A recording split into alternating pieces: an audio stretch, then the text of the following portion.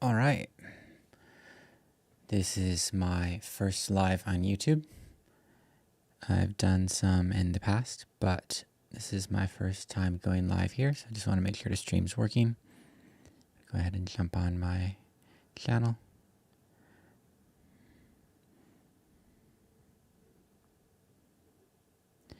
It shows that we are live. Creative video editing workflow, Premiere Pro 2024. We'll probably jump into a little bit more than Premiere, potentially Pro Tools for the mixing, but the main editing is going to be here in Premiere Pro. And I'm on Mac. It shows that we are live. Can hear me? Video editing workflow, Premiere Pro 2024. Probably jump into a little bit more than Premiere, potentially Pro Tools for the mixing, but eat from it nor touch it. Just making sure sound's working. And on Mac. Can hear me? Inception. Probably jump into a little bit more than Premiere, potentially Pro Tools. Cool. We are set. Thanks for bearing with me. As I mentioned, this is my first time going live on YouTube. So welcome. My name is Neil. I have been working in the film space for over 10 years now. I am in my early 30s, so I'm not super old, but I actually began by making home videos when I was just a teenager, and I had a little like point and shoot camera, and it shot what I believe was like 240p or 360p video. And I started like making video clips and then use like iMovie on my mom's old giant like Mac, that like, the big old ones that took up your entire desk, and started editing that way. That was my introduction to digital. But before I got into digital, I actually was messing around quite a bit with my parents' like VHS camera, massive thing as well. It's funny how small technology's got recently, but essentially I've been doing this a while. I love it. I've worked primarily in a nonprofit space with different organizations, really to try and alleviate poverty in our world, or to try and do things like bring clean water and education to places that have limited resources in our world. And so that's meant a lot of travel. That's meant a lot of different types of shoots. And so I've done narrative and scripted, and documentary, I would say, is my main focus and what I've done the most in. But I also have done curriculums and, worked on animation projects and live television and studio TV and all kinds of, travel shows, whatever, a little bit of everything really. And so I feel like I can wear many hats. I can write, I can direct, I can shoot. Like, so many of us these days, we can kind of do it all. But I've basically left my day job, and I'm freelance, so to speak. But I'm really trying to build this channel called Unseen Verses, which is my main output now and what I'm creating.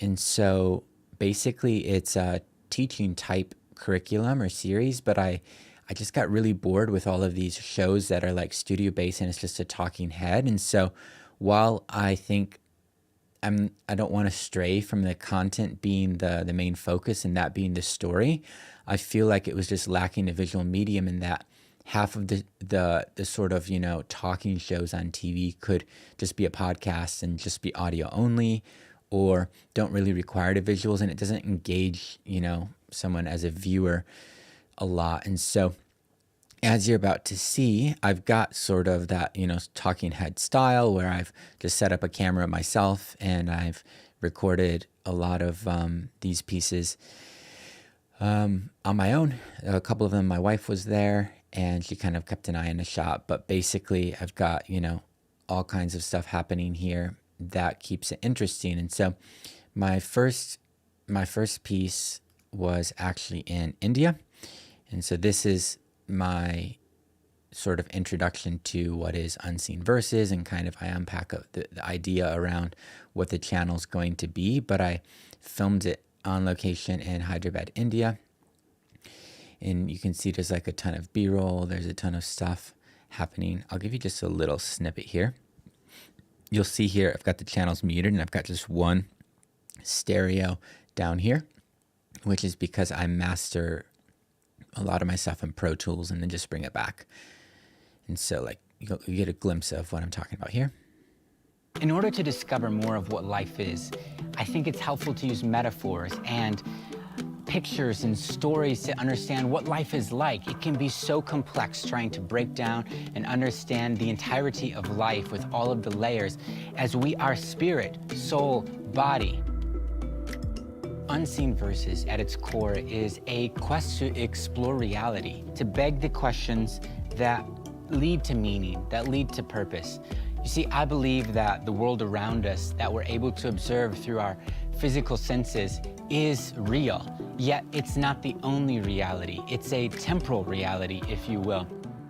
In 2 Corinthians, Paul writes, "Therefore we fix our eyes not on what is seen, but on what is unseen. For what is seen is temporary or passing away, but what is unseen is eternal."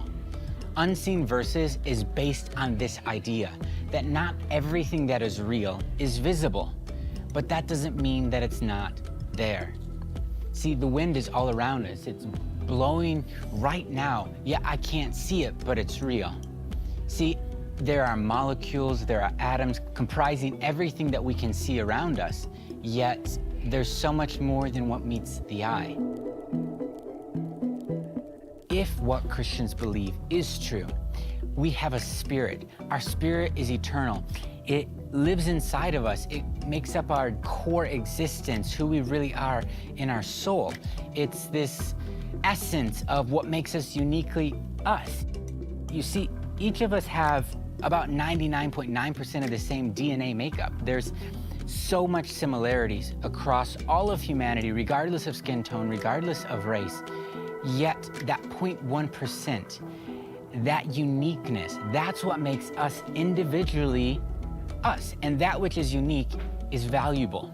In the same way that the diamonds that were stored here years ago were valuable, it was because there was something unique about them. There was something priceless about them that was rare, and that rareness gave it such a unique value. In the same way, God gives us a unique value because we are intrinsically distinct. We each carry an aspect of His image, an aspect of who He is, that represents a part of Him, a aspect of who He is that is unique to us as individuals, but that showcases a little bit more of a glimpse of who He is. I do believe that whatever it is that we've experienced in life, it can serve as a lesson, it can serve as instruction for us. Yet we have so much to glean from those who have gone before. When it comes to measuring greatness, when it comes to measuring success, are we simply looking at those things which will pass away?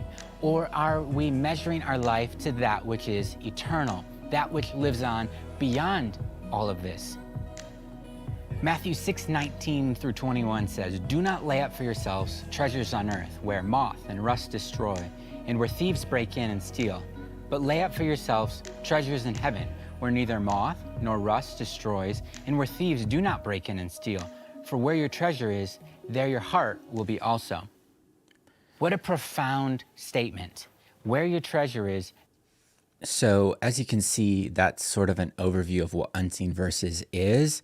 And it's basically, I mean, it's been something that I've wanted to create for many years now, but didn't really know how to go about, launching it, and what I wanted to talk about, and how am I going to format it, and like, what are the visuals going to be, and what's the audio going to be. And so really it's been evolving, and I sort of had to just dive in and start making it. But so much of it is just experimental and trying to figure out, hey, what works. And, even just the tone of how I say some of the things here, and what is communicated, I feel like in the next piece, which is what I'm working on today with you guys, is updated. It's new, it's different. And so hopefully you're going to learn a few things, whether you know a lot about editing, whether you are new to all of this. Hopefully you'll pick up on a few things of just how I do it, what it works. As you can see here, basically, I've got my main speaker clip nested. And so if I open that up, I've basically got some adjustment layers that if I disable, you'll see this is prior to grade. I shoot everything log, and this actually has a conversion on it already, which brings it into Rec 709. All that to say, Rec 709 is basically just like the color space for TVs or screens, your phone devices. But when you shoot log, it essentially, it allows you to maintain more of the spectrum of color. And so like if I go ahead and reveal in the project this clip and we open it up, you'll see this is the original source clip. I've got what's called Lumetri on there. And so if I turn it off, this is what log footage looks like. And so basically this is what the camera's shooting. I put an input LUT on and I'm using the gamma base LUTs. And then once that's on, I go ahead and I start adding what's the sort of creative and, look, feel grade. And so my first one, as we enable it, we're going to go ahead and jump over to our program. You'll see here, when I enable this is just an adjustment layer. What I had is I had this really weird sort of vignetting from the filter that I was using, the neutral density filter that I was using. And basically that just created this weird shape and colors around the edges. And so I went ahead and tried to create a mask. And so you'll see here, if I jump into my effects controls and turn off the mask, let's see, let's turn that on. We can jump into the mask. You'll see right here, I've basically created a really intense yellow and white feel that is to try and balance out all the blues on the edges. And so again, if I turn off Lumetri, I'm applying this color to the whole image, and then I use a mask, which just basically tells it to only affect the outside parts of the image, not the inside. And so again, if I turn off the Lumetri, you can see how the edges brighten up. You can see how everything just kind of cleans up. And so that's basically like a repair that I'm doing to the image before I then add what is the second level of sort of color, again, Lumetri, but I'm using what's called finishing LUTs. And then again, back to our composite timeline, I've got another layer right here, which is this orange one, and that's adding grain, that's adding saturation, and yet another one, right? So I've actually got 4 adjustment layers doing different parts of the color grade, and grain and saturation and stuff that I kind of want to apply to everything. And the reason I do that is like the B-roll has one look, and that's the look for that, but I also want it to blend with everything else. And so I've went ahead and added sort of a grain saturation across, as you can see, the entire timeline, which is this orange one. And if I zoom in, this might be easier for you guys to see, but basically this is my orange one. This is on top of everything. And then the yellow stuff is my speaker clip for this. It's just how I color coded it. And then for the drone, I have this pink one. So if you see here what the shots look like, that's the text layer. Underneath is the saturation green layer we talked about. And then here's the sort of creative look that I went with for my drone footage. And so there's, a fair bit to it, but you'll see as we go that it's not that complicated. Up here, this pink stuff, this is this graphic that I have in the corner for Unseen Verses.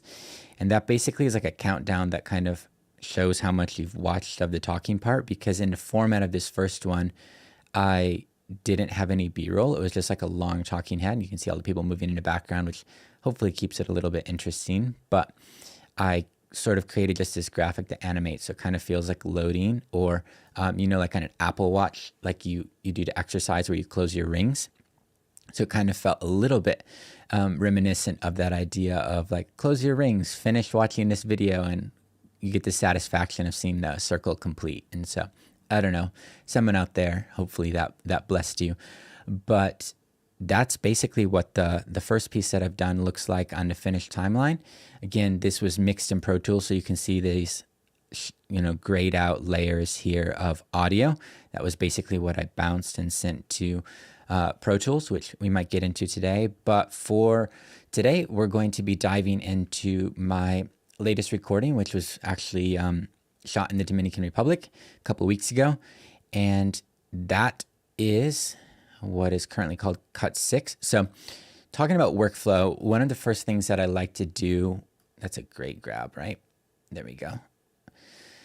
It's always fun having to see yourself as not only the editor, but then when you're working with footage that you've shot of yourself, you just, you get a lot of shots of you, and you try and not think too much about it and focus more on the content like this with someone else. And so I think mentally have a little bit of a differentiation between like, oh, this is, that's me. And oh no, like this is just, the content that I recorded. This is a piece of camera that I'm editing. And so in my mind, I probably do separate it a little bit. But right now, what I like to do, since I've just opened this project, and this is basically where we got up to on the edit session that I was working on Friday, I like to create a new sequence. So I'm just going to go ahead and right click, and I'm going to duplicate it. And I'm going to just, numerically, after 6 comes 7, boom. And I'll double click that to open that. And so you'll see I've got cut 7, which is just an exact duplicate of 6. The reason I like to do this is sort of twofold. One is there's sometimes a mistake. So like say I'm in here and I'm moving a bunch of stuff and I accidentally delete all the B-roll clips that I had spent all this time selecting and timing and getting right. And then if I Command Z or undo what I've done, but I didn't realize that I did it and it was like 10 minutes ago, and I'd have to undo all of the work I've done since then, it gets really frustrating. And so what I like to be able to do is have versions along the way that I'm like, oh, I messed this up, cut 6, zoom in, all right, boom, it's here, copy it, paste it, right? Obviously we don't have to do that now because it was just one mistake, so I can just Command Z and undo it. But really what's going on here in this timeline right now is my starting point is the content cut.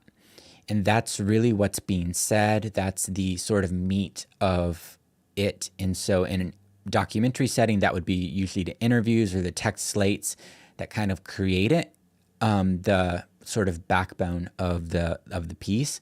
And then right here, you can see it's I guess kind of a cold intro in that I just walk up and start talking.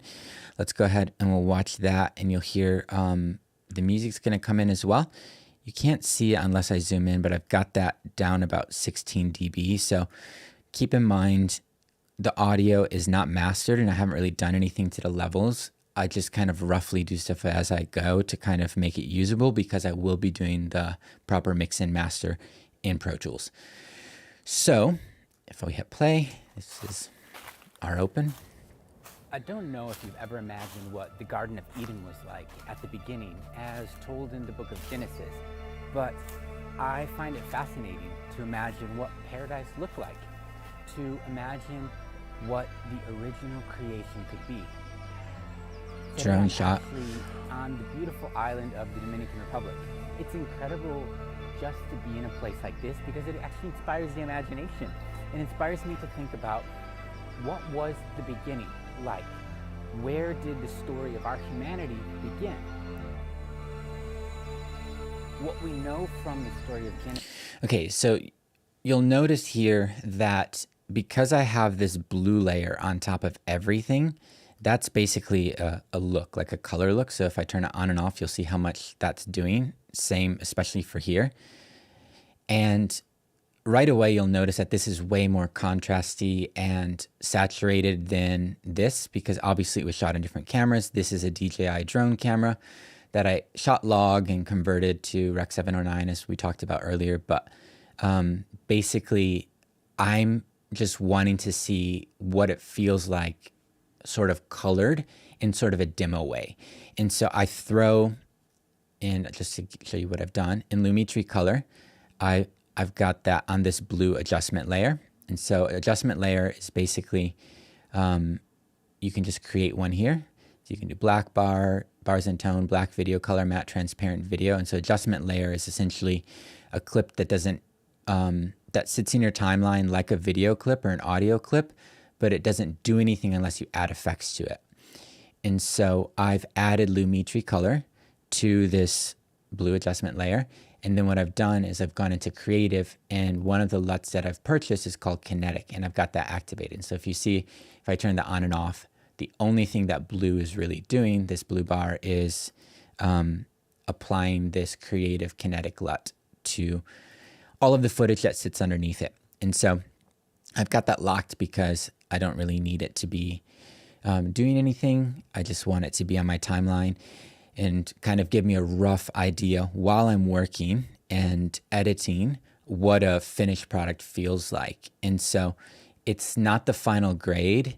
I sometimes grade a little bit as I go if it really throws me, but it's more just to give me like a sense of whether the shot's actually working, whether I don't like, say, like the piece where I'm talking because of the visuals. You'll see here like the sun's not out, but then in here like the sun is out, so it looks quite different.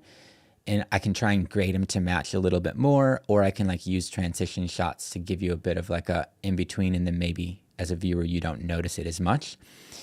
So basically here you'll notice it's, let's see, let's zoom in. I like to use things kind of small because you don't really need to see what the clips are, but obviously you can zoom in and kind of make things bigger if you want to be able to notice, you know, oh, this is what this clip looks like. That's what the audio feels like. But when I'm working and I like to maximize space, I do sort of shrink all of these down for the most part. But there is always the option to zoom in and kind of see all of that and what it looks like. And as you'll notice, something that I like to do is I like to color code my stuff. And so what you'll see here is all of these green clips on the base or sort of bottom layer of Premiere, all of these guys, they are the same thing in that it's me talking in location A, which is inside of the forest garden area. And then you'll notice over here, all these blue clips are my location B. And so it's really easy for me to notice, oh, cool, that's like the difference. And then these clips here that I've colored, which is basically just called labels. So if you right click, I've called them tan. I do that when I'm pulling selects. And so all of my B-roll, all of my shots that I use as overlay are colored tan. And then all of my drone shots are colored purple. And so what that allows me to do is just be a lot more efficient when I'm like trying to find something, or I'm quickly moving around a timeline or jumping all over. I know that this is a drone shot right there because it's boom, see, it's purple. And I know that this is going to be B-roll, and I know this is going to be talking. And that's just a really intense lens flare that all happened in camera, funny enough. But that's important part. Up here, the reason that I have the graphics above the blue is I don't actually want the color grade being applied to the text. So if I bring the text underneath, you'll notice now that there's like a, let's see if I turn it on and off, notice how the text now turns a little bit orangish.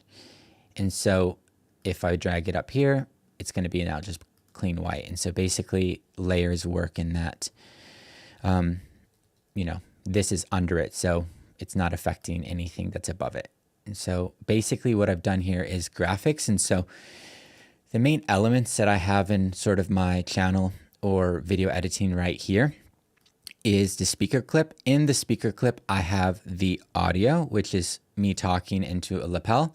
You can see the little lapel over here that I'm speaking into. If I solo it. At the center of this garden, I'm going to give you the choice. The choice to decide to obey what I say. So you can see that that's my audio, and that's just a raw clip there.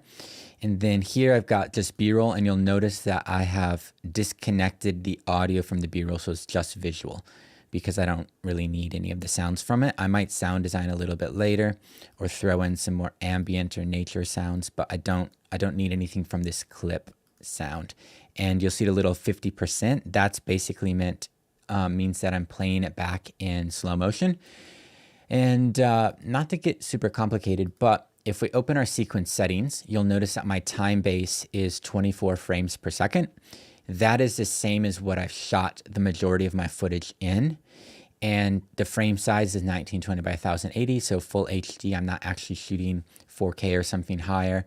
I found that it really wasn't giving me much of a difference on YouTube. And my camera, can't do higher frame rates in, 4K and all of that. Whereas if I'm shooting HD, I can get more frame rates, and some of the color science is just a little bit better. And it doesn't take up a ton of space on my computer or on my external hard drives, because I'm working off of different hard drives. But as I mentioned, you'll notice a little 50%. If you hit Command R, that brings up what's called the clip speed duration. You can also, I believe, just right click. It's been so long since I've done this without the shortcuts. There you go, speed duration. If you click that, you'll notice that it has speed, and you can reverse it. So if you want the clip to play backwards, we could just go ahead and reverse it, and now it'll play from the back to the front. Or if I Command Z, you'll notice it undoes it. So I shot all of my talking stuff in 24 frames per second. And because I don't need slow motion for it, you'll notice because I'm pulling audio from it, I'm never going to really slow that down, and I don't need to see me moving in slow motion. However, right, so that's 24 frames per second. However, this B-roll is 100% would play back at this speed and look like this. the choice to decide to obey what I... You notice how it's a little shaky and it's kind of a bit all over the place, and it doesn't, it's just like a little rough. Well, I was filming these clips in 48 frames per second. So if I do the reveal in project, you'll notice that this is the time base, the frame rate is 48 frames per second, which basically means if I have my sequence set up, as we looked at earlier, to 24 frames per second, so that's basically my output, and my clip is 48 frames per second, either it's going to be right now, as you watched it. Choice to decide. What it's doing here is it's skipping every other frame. And so basically it's only playing back over every other frame. And so you have the option of playing it back in what's called real time, or you can do 50% speed, and it's going to play back all of the frames that are recorded. The choice to decide. So you'll notice that it's all the frames, because if I click my arrow button, every single frame, it's not jumping. See, it's smooth. So it's like every one click is one frame. However, if I was to say go to 25%, now I hit it, see nothing, hit it once, hit it again, nothing. And so now you see it's actually sort of every other frame, because you can't just make up frames. You have to shoot them in camera. And so it can do 50 frames great, which is what I did intentionally. And so I slow it down to 50%. The choice to decide. And it looks kind of like dreamy, or just all of the movement becomes a little bit more digestible, I guess. And so you'll see here that these ones are playing back in real time, because this is a tripod shot. There's no need for it to be slowed down. This is not a tripod shot, but the movement's very slow and controlled, and so I didn't want it to be any slower. I actually want to see the leaves kind of like, rustling and all of that. Whereas this, again, more movement in it, and so I've gone ahead and slowed it down. And so in my editing, you'll notice that I go a lot between slow-mo and real time without any real differentiation. It's more of like the shot, how long I want it to last, if the amount of movement feels distracting. And then the other element here is really what's the graphics or scriptures in this case. But what I've done, and this is where Premiere is kind of, I've just learned it, and I know this software, which is why it's my go-to, because I know DaVinci and there's other ones out there that are really good, but I've just learned how to be quick and efficient and do the things I want to in here, which is why I use Premiere. But you'll notice here at the beginning, two things happen. If I just play it in normal time, when it fades on, there's a cross dissolve, which if I delete the cross dissolves, it just will hard cut. But you'll notice it's a hard cut, but there's that blur happening. And so the cross dissolve is basically taking the transparency of the clip from 0 to 100. And that's just, a little transition that you right click, and mine set to default transition to be that, to be a crossfade. And so The blurriness though is actually a little automated thing that I'm doing. So I've grabbed my text layer, I've gone to effects, and I've searched Gaussian blur. So that's the blur I like to use. I've dragged that onto the graphic, and then when you click on the graphic, you'll notice here's under my effects control panel. So there's effects, and that's where you find them, and then there's the effects control panel, which is where you edit the parameters. I've got here now my Gaussian blur, and so if I come to where it's on, you'll see that if I turn it off, it's just slightly transparent. But what I've done, if I zoom in, is I've got a little bit of a automation. So I've got my blurriness set to 8 here, and that's where my keyframe is. And then if I click next keyframe, this is about 20 frames in. So if I look, 1, 2, yeah, so it's about 20 frames in. I've got the blurriness set to 0. And so what that's doing is basically creating this nice animate on that feels a little bit more intentional, feels a little bit more, I guess I used the word digestible already. So here you go.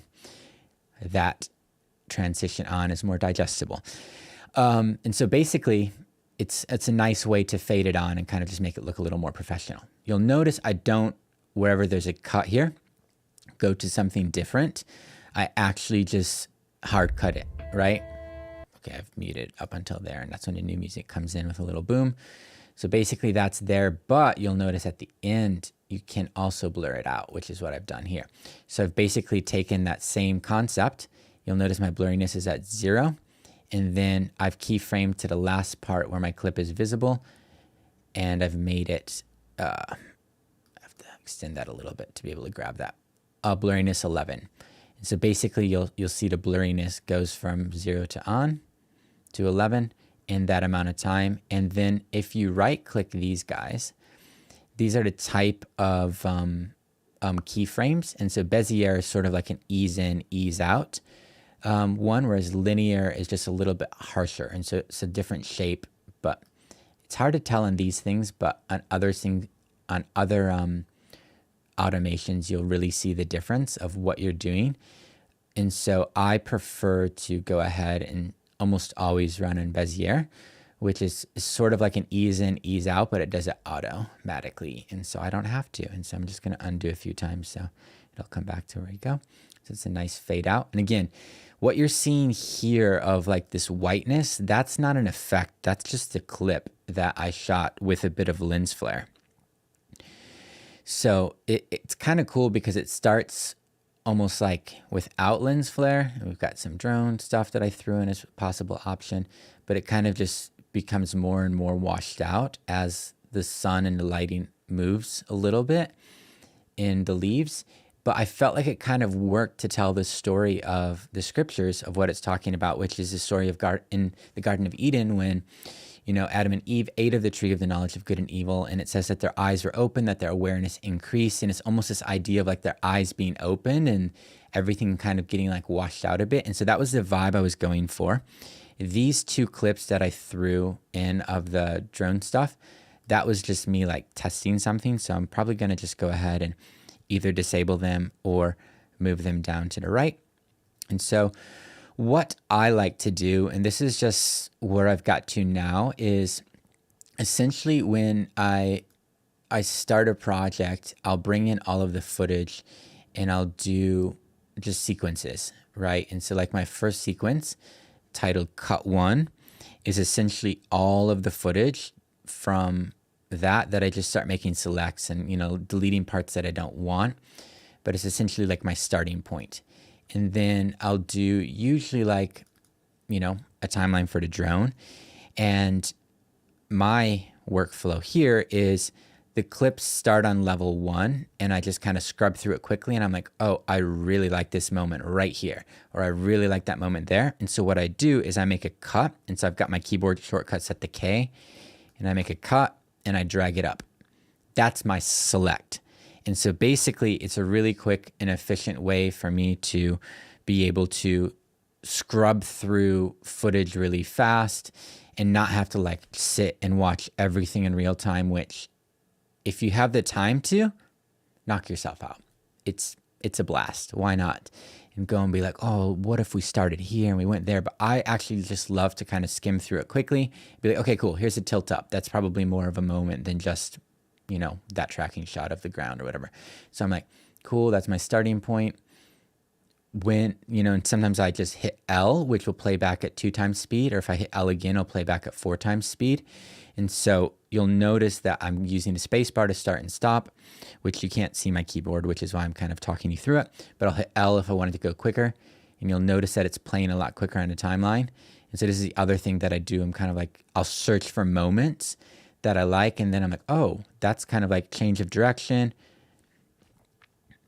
Zoom in, zoom out. And so I'm always moving around my timeline pretty quick. I've got some keyboard shortcuts set up. So I actually use R and T. I've rerouted them because that's what Pro Tools is, and I'm pretty quick in there. And so I kind of move through things that way. I make selects, and then I bring those selects into the end of my sequence. And so all of my content sitting here from left to right and kind of plays out from the beginning of the video to the end. And basically this is the very end of the video, right? That's where I want it to end. And when I go to export this, I'll just go ahead and say, hey, I want this to be like my out point. And so if I hit O, essentially I'm saying the video will end there. And so I can have all kinds of, clips and unused stuff down here on the right, and that's never going to get exported because I'm hitting O, which creates this little guy and tells it, the video ends here. And I can end on black, or I can end on the clip, or I can, do whatever I want. But I find it a little bit annoying to have the in and out there all the time. I don't know why. It's just a quirk. So I don't usually do that until I'm ready to export. And then, as I was mentioning though, I basically have all of the stuff that I'm pulling from at the end of my timeline. And the reason that I do that is I find it's a lot quicker to just zoom out, find quickly by scrubbing a clip that I want to pull in, and then basically be like, oh, cool. Like this is the drone shot that I want to be under this graphic or whatever. And so then I'll just hit Command X, which cuts it. I'll go to where I want it. Command V places it. And so now I've got that there, right? And so that's just a quick way for me to do it. And then the other reason I like this workflow is that if I ever want to go back to all of my selects, I've done that work and it's sitting here in Air2S, right? Like I can still go and look at all of my footage and see the stuff that I originally selected, but I don't have, what is this? 28 minutes and 23 seconds of footage just sitting there. And that's location 1. And I basically, this is location 2 now. So we've got 58 minutes, 59 minutes, so almost an hour of footage to go through. I don't have to accidentally delete one of my clips and then come back to it later because I can't find it or something and I accidentally deleted it in my sort of cut. I always have the sequence to go back to. I'm always able to jump into my selects folder, but in here, I've only got my selects. I've only copied those over.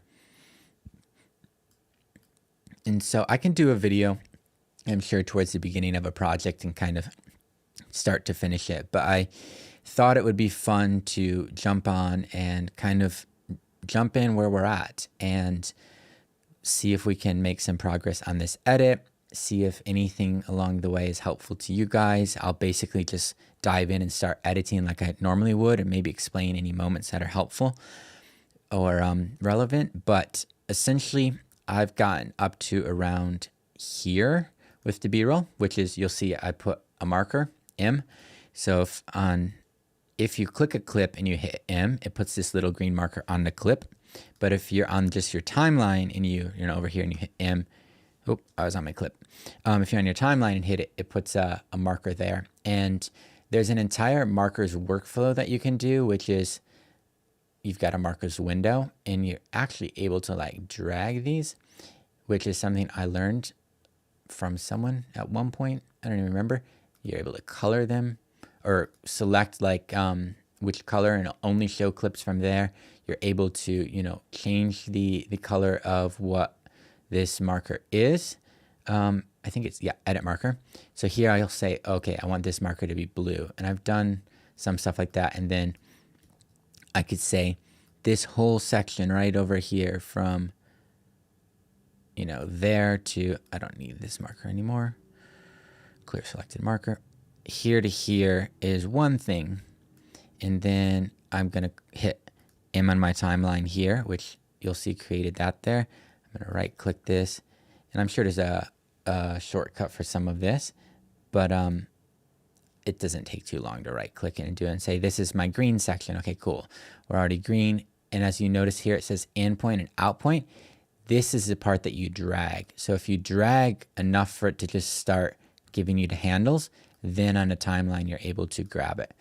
And so like one option that you can do to like keep things organized is like say, okay, cool. This is part A of the episode.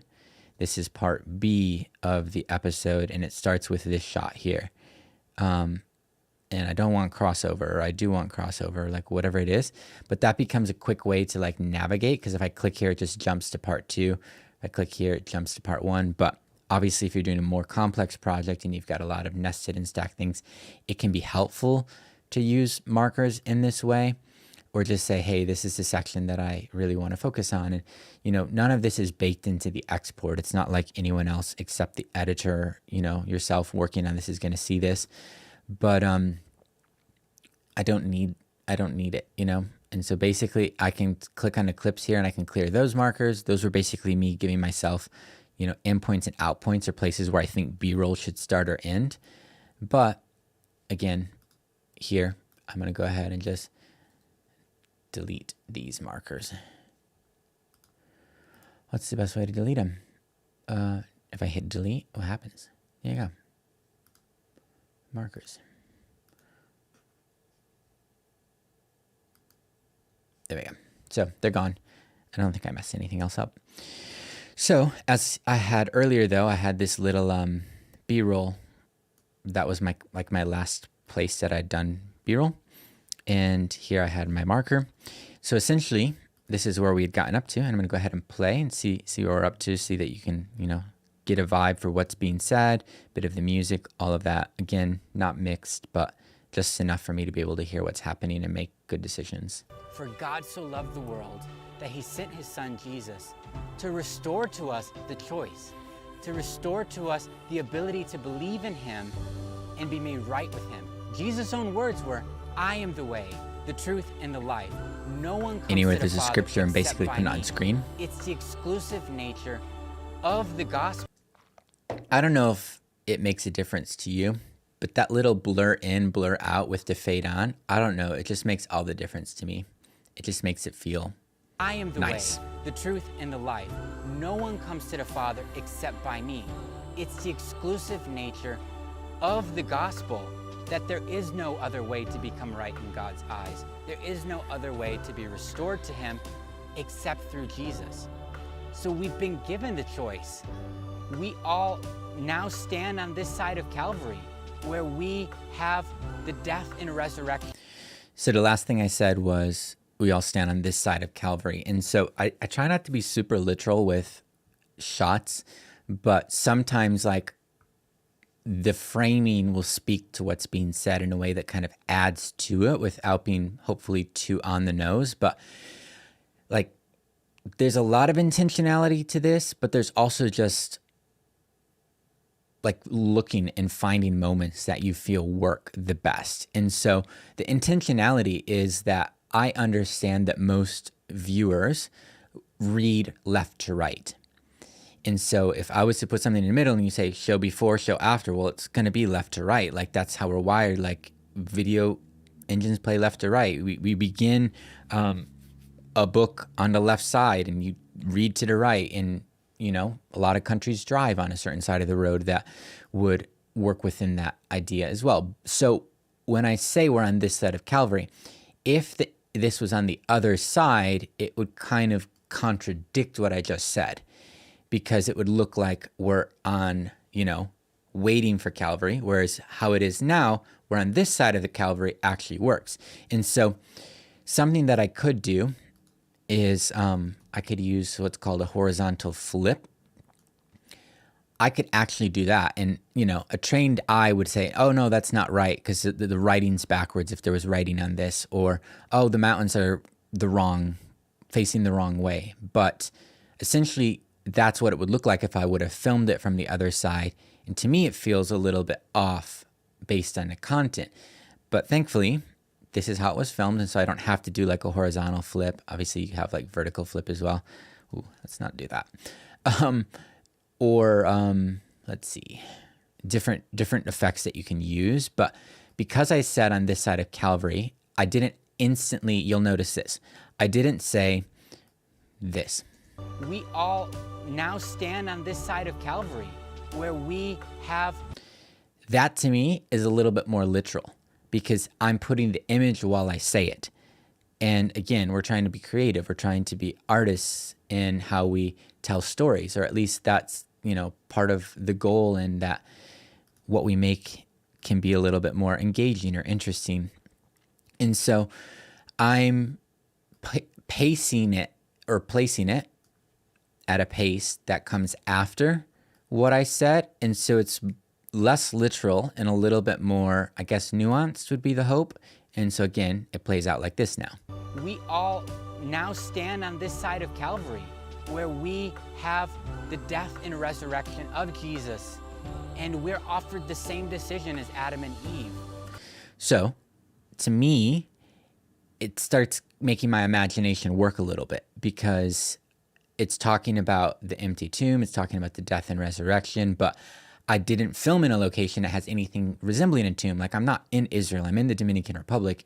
I'm at a place that has like a cool cross and an amazing, view and all of that. And so it's enough to kind of hopefully inspire the imagination to think about it a certain way, but it's also trying to be just tasteful. And so again, if I wasn't stopping to explain this, it would just be a B-roll clip there and then another one. But I'm hopefully in this able to break it down a little bit, just so you can not only see the clicks that I'm making, but really why I'm putting this clip instead of another one, why it matters that it's, if an audience reads left to right, that I'm talking about the future and it's framed this way, not the other way.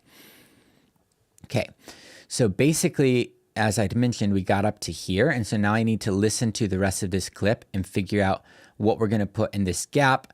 And I don't often like to just put one clip to cover a gap.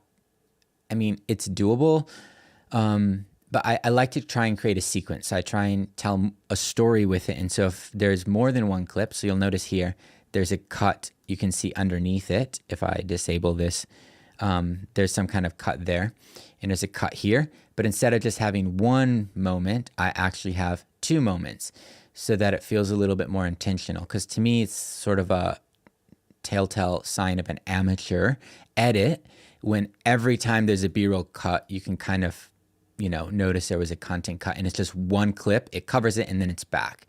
I'm trying to tell a story. And so what I'm going to do now is I'm going to listen to what I say here in the rest of this clip, and then figure out what kind of visuals I can either stack up to make a little bit of a sequence, or what needs to happen to bridge this thought or this idea visually, now that I've already went and spent all of the time making the content edits and finding what it is that I'm going to say. So you'll notice also the lighting changes quite a bit, and I have sort of like a template Illumitri color on that one that I don't have on this, so I can just paste it and see if it looks better. And so for now, that's fine. We'll just go ahead and put that there. So I just hit a Command-C, Command-V of this Lumetri color from this clip to this clip. Here we go.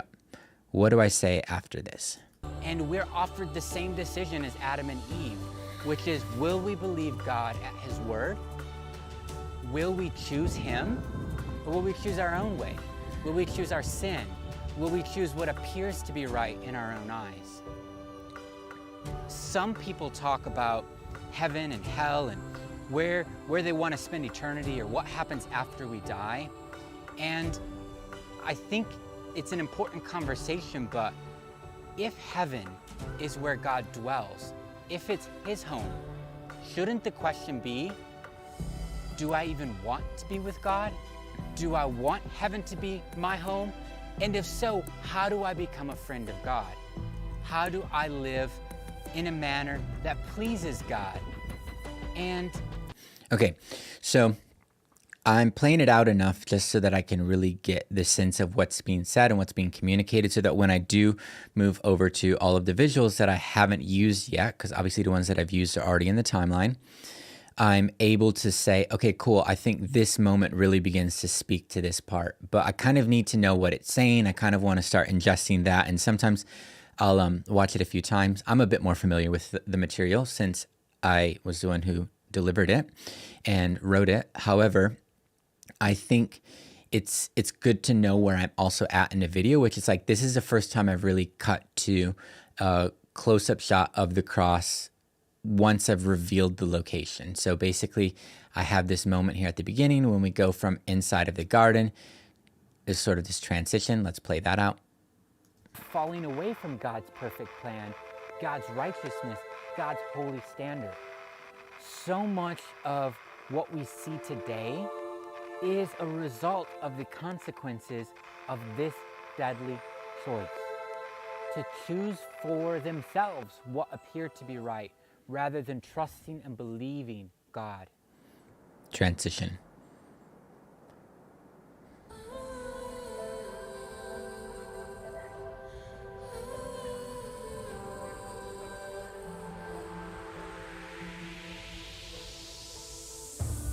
In the same way that in the Garden of Eden, a choice was given to Adam and Eve, a choice hanging from the branches of a tree 2,000 years ago, a choice was restored to us.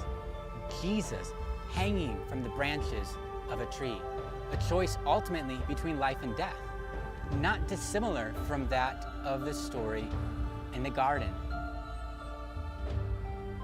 Ultimately, in the fall, what was lost was a relationship with God. What was lost was the ability to know and walk with the Father daily. Why? Because He's a holy God. Okay, so what you'll notice is basically from the idea, I'm, talking about the Garden of Eden, the original fall of, Adam and Eve taking from the tree of the fruit of the knowledge of good and evil, which I'm using this footage of cacao, which is what chocolate is made from, funny enough, as sort of the visual to that. And once it transitions, I make that link between, from the branches of a tree hung a choice, right? At the center of the garden was placed a choice for Adam and Eve, and it was to choose to either obey God and trust that what He said was in their best interest, or to take matters into their own hands. And it's like, choice is central to who we are. It's like, it's how He's made us. And so that choice was made for us because we basically are born into a sinful, world is where we find ourselves. However, Jesus hung from the branches of another tree, restoring our choice. And so this is the first time I want to reveal the cross, because that's sort of the big moment. That's the aha of like, in the same way that before there was the fall, choice was given to Adam and Eve and it wasn't forced or imposed upon them. God has restored through Jesus the choice to us. We can choose to believe in Him. We can choose to accept His sacrifice for our sins and to, be made right in His eyes. And so all of that is basically the transition from, how we fell to how God, through His plan, has instated the second covenant. And so visually, you'll notice I start teasing these close-up shots, and you're like, wait, what is this? And what's going on? And it starts to pull out, and you almost see the full thing. But then the little walk-in is the moment where you get the first time of the cross. Then, again, we talk about the garden. So it's some more drone shots that really just speak to, hopefully, the imagination and what the beauty is of the garden. Some more teaching. I reference back to the original garden. And so I cut back to that place and say, well, now that's not the option. But then you'll see there's a little pan over to the cross as I talk about what I say here. And ultimately, it's because of the sacrifice of Jesus on the cross, through His blood, that a new... Okay, that's a little literal, but I don't mind because there's flowers and there's other stuff, and it just kind of feels like a gentle pan over. So again, it is what it is. But I talk about that, talk about the fruit again, Jesus, right? The cross, us being on this side of the cross. And again, this is basically where we're up to in the edit. And so now that's how much we've seen the cross. And I know that I have some other cool shots of the cross that I haven't shown yet. And so what I'm starting to think is this is probably the place to maybe focus a little bit more on that imagery, both of the drone shots or the, handheld mirrorless camera footage. So again, here we go. Our sin. Will we choose what appears to be right in our own eyes? Because we flashed back a few times already to the garden, I don't think it's necessary until maybe one more time towards the end. But I want to go ahead and look at basically some of the drone shots that I have here. I'm just going to scrub through them. Or something, again, all of these shots were in the underbrush until here. So I could get better at labeling some of this stuff. I think it's, again, over here and here. But I'm just, basically, this is my bucket of junk, and I just grab from it the clips that I need. And so here we are. Here's the cross. There's shots of the scenery. You'll notice that I don't have that blue LUT at this part. And so the footage looks a lot flatter and not as saturated and fun as if, it's the main part, which I've got that LUT on, but that's okay. We're just finding clips. And so basically it's going to be some of these shots. We've just shown a shot of the cross and it's on the left side. So cutting to this could just be a bit like whatever. That's something. Obviously then if we go from this to me standing there, it could feel a bit like a jump cut. So it is what it is. It doesn't really say a lot to me. It doesn't really speak to me. Some of these are cool because it's kind of shooting through things. And so it kind of feels different than just here's a shot of the mountains. And I shot some of the barbed wire and some of the fence as a sort of metaphor as well that could talk about us being on one side or the other of something, or it could be around the crucifixion and sort of the pain of the crown of thorns or whatever. And so there's kind of some suggestive thoughts in that, but it's not super literal. And so as we move through this, nothing's super speaking to me. So I'm wondering if it's maybe going to be a drone shot. So we do have this cool fly up, but I know I use that later. You don't know that. I know that. We've got some cool sort of just flying shots. You can see the clouds moving. This is you can see I've sped this up to 800%. And so it's just a really slow, if I play it back at 100%, just a very subtle, the drone's going straight up. But at 800%, it becomes a bit more of a time-lapse type vibe. And I could add some image stabilization or something on it if I wanted to clean it up or make it a little bit more interesting. But this is the footage we're working with. So again, I'm just seeing what kind of clip might work in that place. I know I have a couple drone shots up here that might work.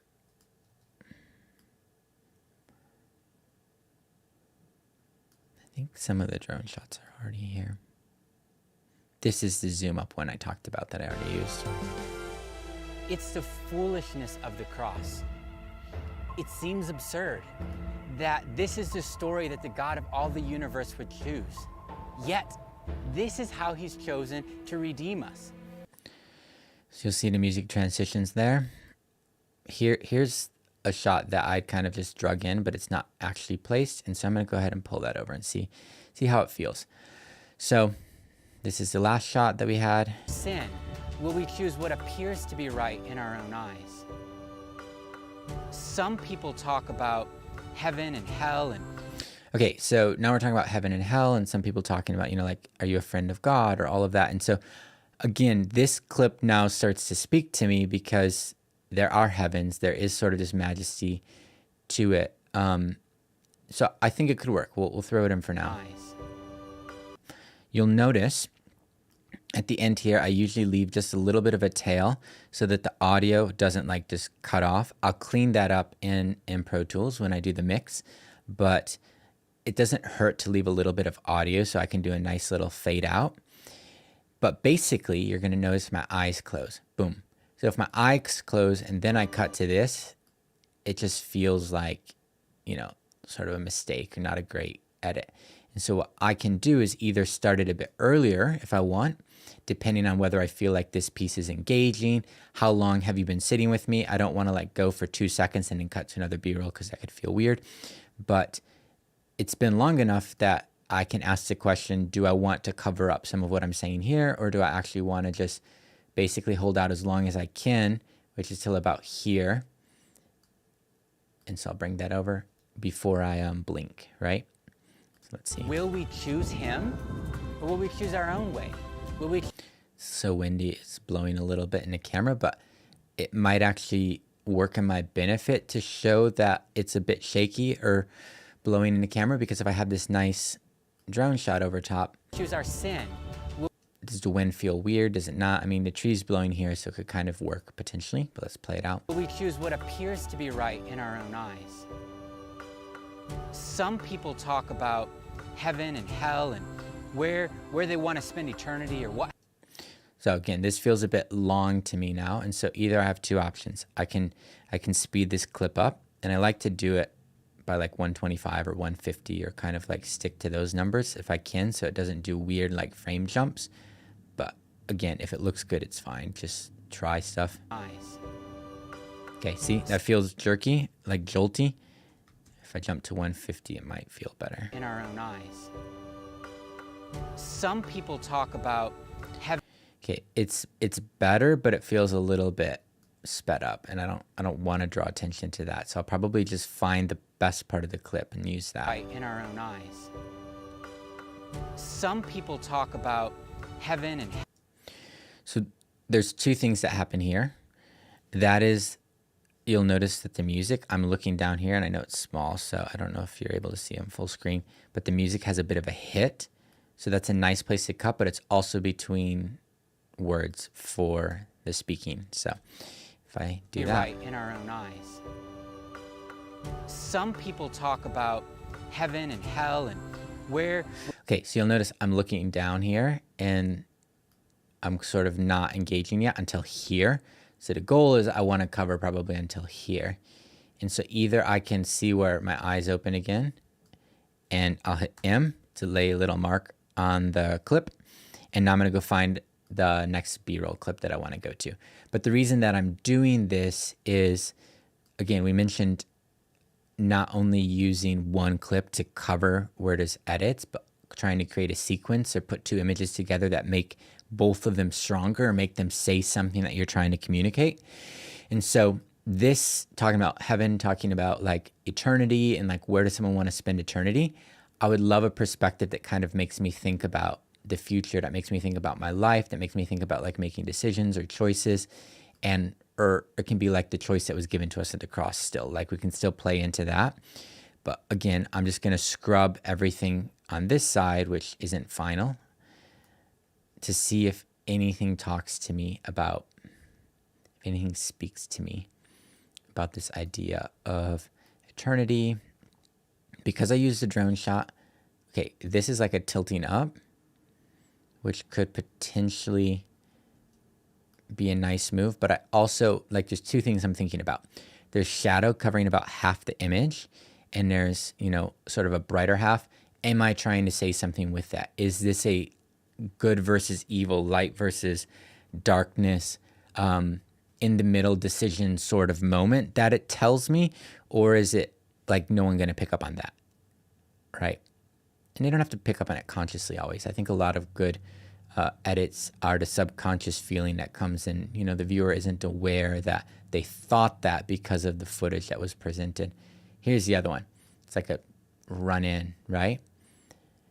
I don't know that I'd want to cut from a wide to a wide of a very similar angle on this. And it also doesn't really, it's a cool shot, but it just doesn't tell me more. This is interesting because it's kind of tilting up. I like that part with the cloud probably a bit better. So what I can do here is I'll try two things. I'll make a little cut here. I'll delete that first half of the clip because I don't need it. I can always just drag it out again later. I'm going to go ahead and hit X Command X, and bring it to here. Command V, paste it in. Some people talk about heaven and hell and where they want to spend eternity or what happened. Okay, so we're over that direct part of the heaven and hell aspect. So we did talk about that shadow clip. I think it's worth us trying that as an option, seeing if maybe it says something that's sort of similar. This is another location now. I think I passed it.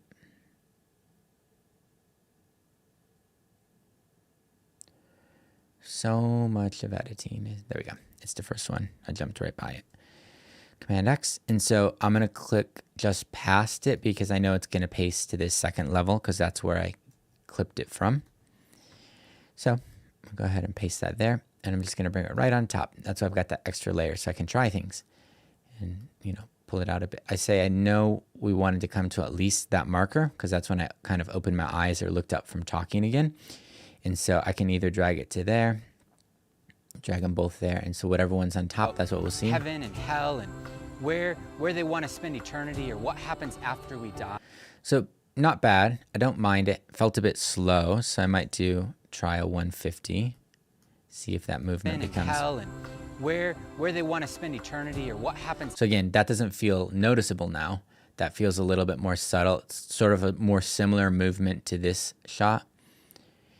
However, I'm just at the cross and then cutting to the cross without me there is either way we're going to have to do that unless we cover it both ways. But I'm just going to try reversing the order of those shots. In our own eyes. Some people talk about heaven and... So now it doesn't hit on the beat. And so either we do this. So I basically drug that clip to land on the beat. Eyes. Some people talk about heaven and hell and where they want to spend eternity or what happens after we die. I still am not really looking up because I look right back down again. So I feel like this might be working if I drag both of them out a little bit longer. In our own eyes. Some people talk about heaven and hell and where... So I like this. I just don't want it to start there. So if I hit Y, it's what's called over here, you can see on the bottom left, my slip tool. And so Y is the shortcut. If I click, I can drag the clip left or right without it changing the duration. It's just sliding the clip inside. And so I'm able to kind of find, a moment maybe where I want it to start or finish. I think, let's try this. Heaven and hell and where they want to spend eternity or what happens after. So only thing with this here is cross is already there, whereas if I do this, you'll get the sort of almost reveal, which might feel better. Heaven and hell and where they want to spend eternity or what happens after we die. And I think it's an important conversation, but if heaven... Okay, so again, I'm not really looking up until here, so I have to ask myself, do I want to B-roll it up until here and put some of my more drone shots? I think it'll probably be interesting because you've had a lot of sort of talking head for here. Just, person talking. And so it wouldn't be bad to cover this for a while, especially if I can find some shots that just continue to tell the story. So I'm going to go ahead and start pulling more sequences, see how this one feels. Be right in our own eyes. This one, again, I might want to start that one a little earlier too. Eyes. Some people talk about heaven and hell and where they want to spend eternity or what happens after we die. And I think it's an important conversation, but... So what I don't like about how those clips flow together is this is very much like tilting up and it's a high view.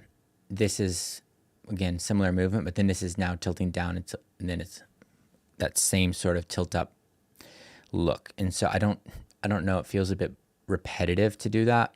And so I might be more inclined to pull a shot like this.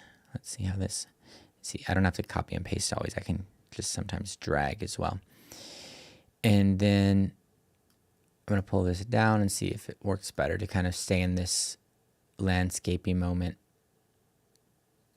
Will we choose what appears to be right in our own eyes? It's feeling a little bit too abrupt. So I'm going to just 3 more frames at the beginning. In our own eyes. So I'm still speaking when it comes to the B-roll. It doesn't wait for me to stop. It kind of keeps it moving that way. Appears to be right in our own eyes. So one thing I've noticed here is if I'm able to turn off this blue, you'll notice there's like a little reflection here. It's very minor, but it's kind of bothering me. And so I have to decide if I want to either move the clip a little bit until it'd be further and we wouldn't see that. Some people talk about heaven and hell and where. Okay, I don't mind that. Eyes. Some people talk about heaven and hell and. So what I don't like now is, I like this shot. This might be a better first shot. So because I don't want to lose the timing, what I can do, I know that I've cut on the beat. I can just sort of line up the clips, make a cut there, pull the leftovers there, and just sort of see if we prefer these 2 clips. Right in our own eyes. Some people talk about heaven and hell and where. So what I'll notice here is the speed difference between the 2 clips, and so I probably want to do them both at 150% speed if I want them to move in a similar pace. Some people talk about heaven and hell and where they want to spend eternity or what happens after we die. And so the next one should probably hold till there. We die. And you don't want that one, but maybe that's the cross till here. Let's try that. To be right in our own eyes. Some people talk about heaven and hell and where they want to spend eternity or what happens after we die. And I think it's an important conversation, but if heaven is where God dwells. That started to feel right to me, because now like when I come back, I'm going to just pull that up. We use that one. It was like very intentional. I'm looking at the audience. There's like this hand movement. Heaven is where, if heaven. So I actually liked where it landed. It felt like a nice place to return to the speaking head or the speaking person. I'm going full screen here. So again, I didn't even think about that. That was just second nature. Is if I hit Control tilde or that 1 to the left of the 1, the number 1 on your keypad, Control tilde, that does a full screen. It appears to be right in our own eyes. Some people talk about heaven and hell and. So I don't love the timing. And hell and. I think it comes till there. Still want it to be sort of on the beat, but it just felt abrupt. And so you'll notice that I just went full screen when I want to kind of not think about where it's hitting by looking at the timeline, but I actually just want to see how it feels full screen. So I'll sometimes do that. Our own eyes. Some people talk about heaven and hell and where they want to spend eternity or what happens after we die. And so this one's slightly early based on the hit. So I start talking there, you can see in the waveform, but the music doesn't hit till here.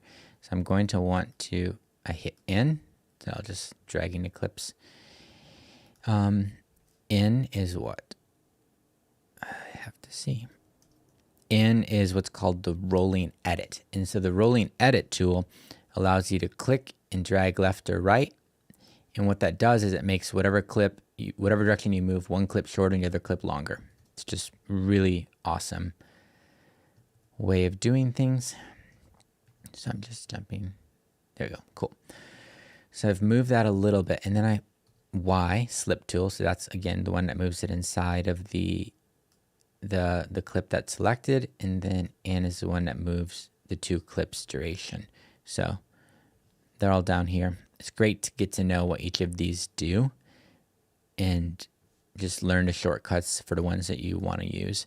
So again, let's try this now with the music. and everything and see if it feels right. Eyes. Some people talk about heaven and hell and where they want to spend eternity or what happens after we die. And I think it's an important conversation, but if heaven is where God dwells, if it's his home, shouldn't the question be, do I even want to be with God? Do I want heaven to be? So I like the movements, it kind of goes, but this cross part feels like it could be stronger if I held out for a little bit and I start talking about heaven being your home. So I want to try and find a different clip to go there. That maybe I can try this. We did 2 tilting up shots back to back. And so this is sort of like a slow tilt up, not a lot of horizon. This is a slow tilt up, a lot of horizon and sort of sky. And now this could be a sort of start over again moment. I don't know. In our own eyes. Some people talk about heaven and hell and where they want to spend eternity or what happens after we die. And I think it's an important conversation, but if heaven is where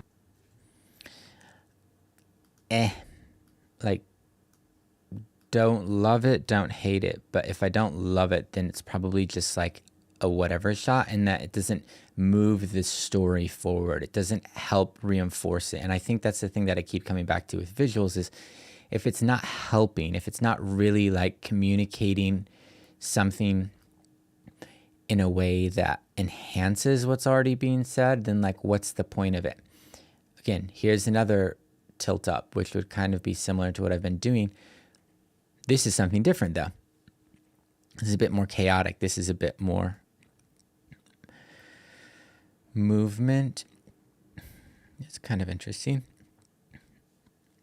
I don't mind any of these. I'm just going to keep checking. Not bad.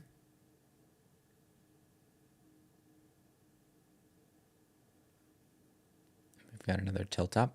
I find when I'm filming these things that it's helpful. Oh.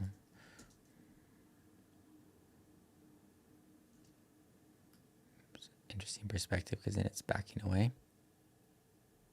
Do you even want to be close to that? I'm going to try that.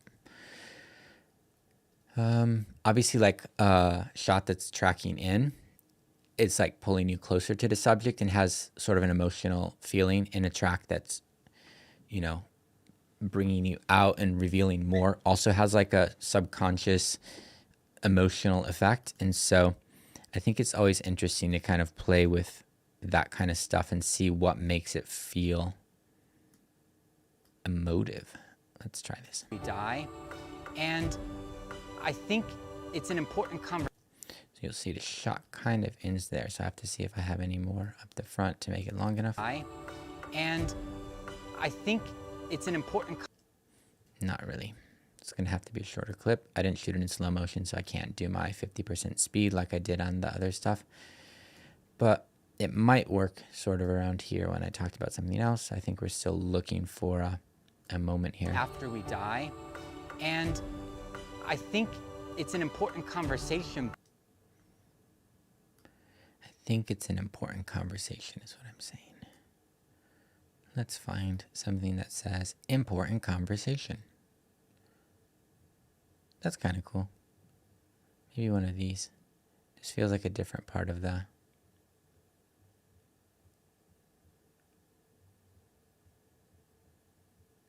It might be too chaotic. Let's try it. Oh, there we are. After we die. And I think it's an important conversation, but if heaven... Kind of like it. See how the different movement, instead of it just being tilt up, is adding a different feel to it. I appreciate that. And again, it's not graded. So if we turn this off, we have a ton of room to sort of bring back the brightness and all. And so I'm not worried about that right now. I just want to see if the shot itself is working. Our own eyes. Some people talk about heaven and hell and where they want to spend eternity or what happens after we die. And I think it's an important conversation, but if heaven is where God... So now the question becomes, if these are the three shots, is it in the best order? And I always like to just think about it. And sometimes I'll try it. Sometimes I love how it feels. Sometimes I can kind of guess and I don't. But for now, let's see. Some people talk about heaven and hell and where they want to spend eternity or what happens after we die. And I think it's an important conversation, but if heaven is... Obviously, the beat's a little off, so if I did actually change them around, I would want the timing to maintain the same, which means if I bring this over here, I'm either cutting this one shorter and extending that one, or vice versa. However, 1, 2, 3. I think we could start close, medium, wide as well. So that would be the other option, is if we did this. I feel like it takes more energy to talk about it now than just to do it. Normally, I'm just so focused on making the edits. I'm not thinking about also bringing you along on a journey. So I'm a little bit quicker when I'm not streaming, but hopefully this is helpful. Right in our own eyes. Some people talk about heaven and hell and where they want to spend eternity or what happens after we die. And I think it's an important conversation, but if heaven is where God dwells... Not bad, not bad. I kind of like this as an opening because you're closer and then it's further and then furthest. I think the only thing we need to do now is fix the little timing things, which is this needs to be this duration. We already know what this one's is.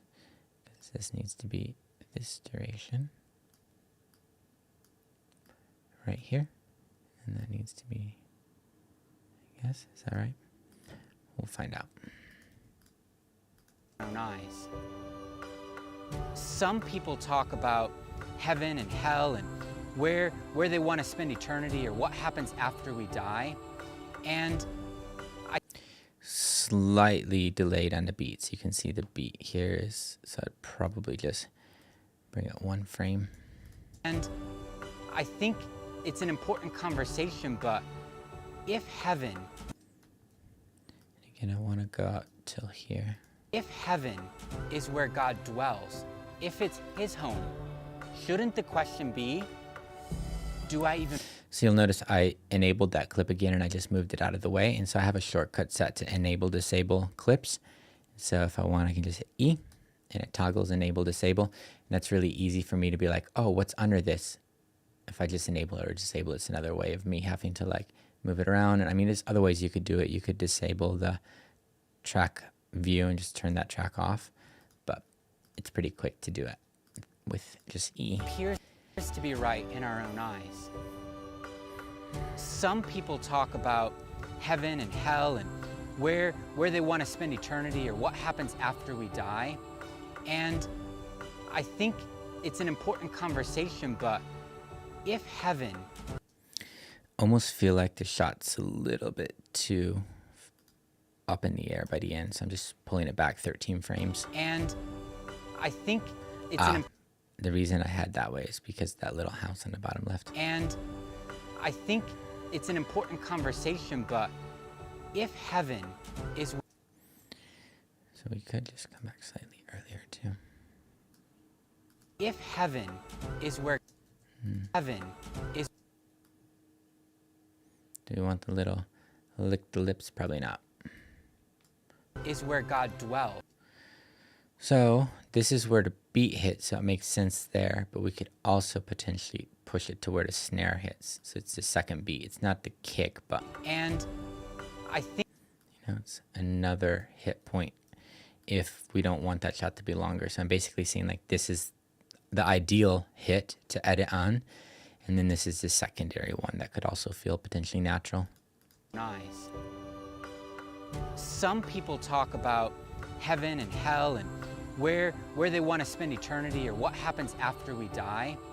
And I think it's an important conversation, but if heaven is where God dwells, if it's his home. So I think it just is moving a little too slow for me. So I'm probably going to just try to go earlier and then maybe end it earlier as well. Just because I don't like that clip being longer. And I think it's an important conversation, but if heaven is where God... Okay, now the little lick the lips doesn't feel as weird because you see something else first. It kind of just blended into me. So let's have a watch.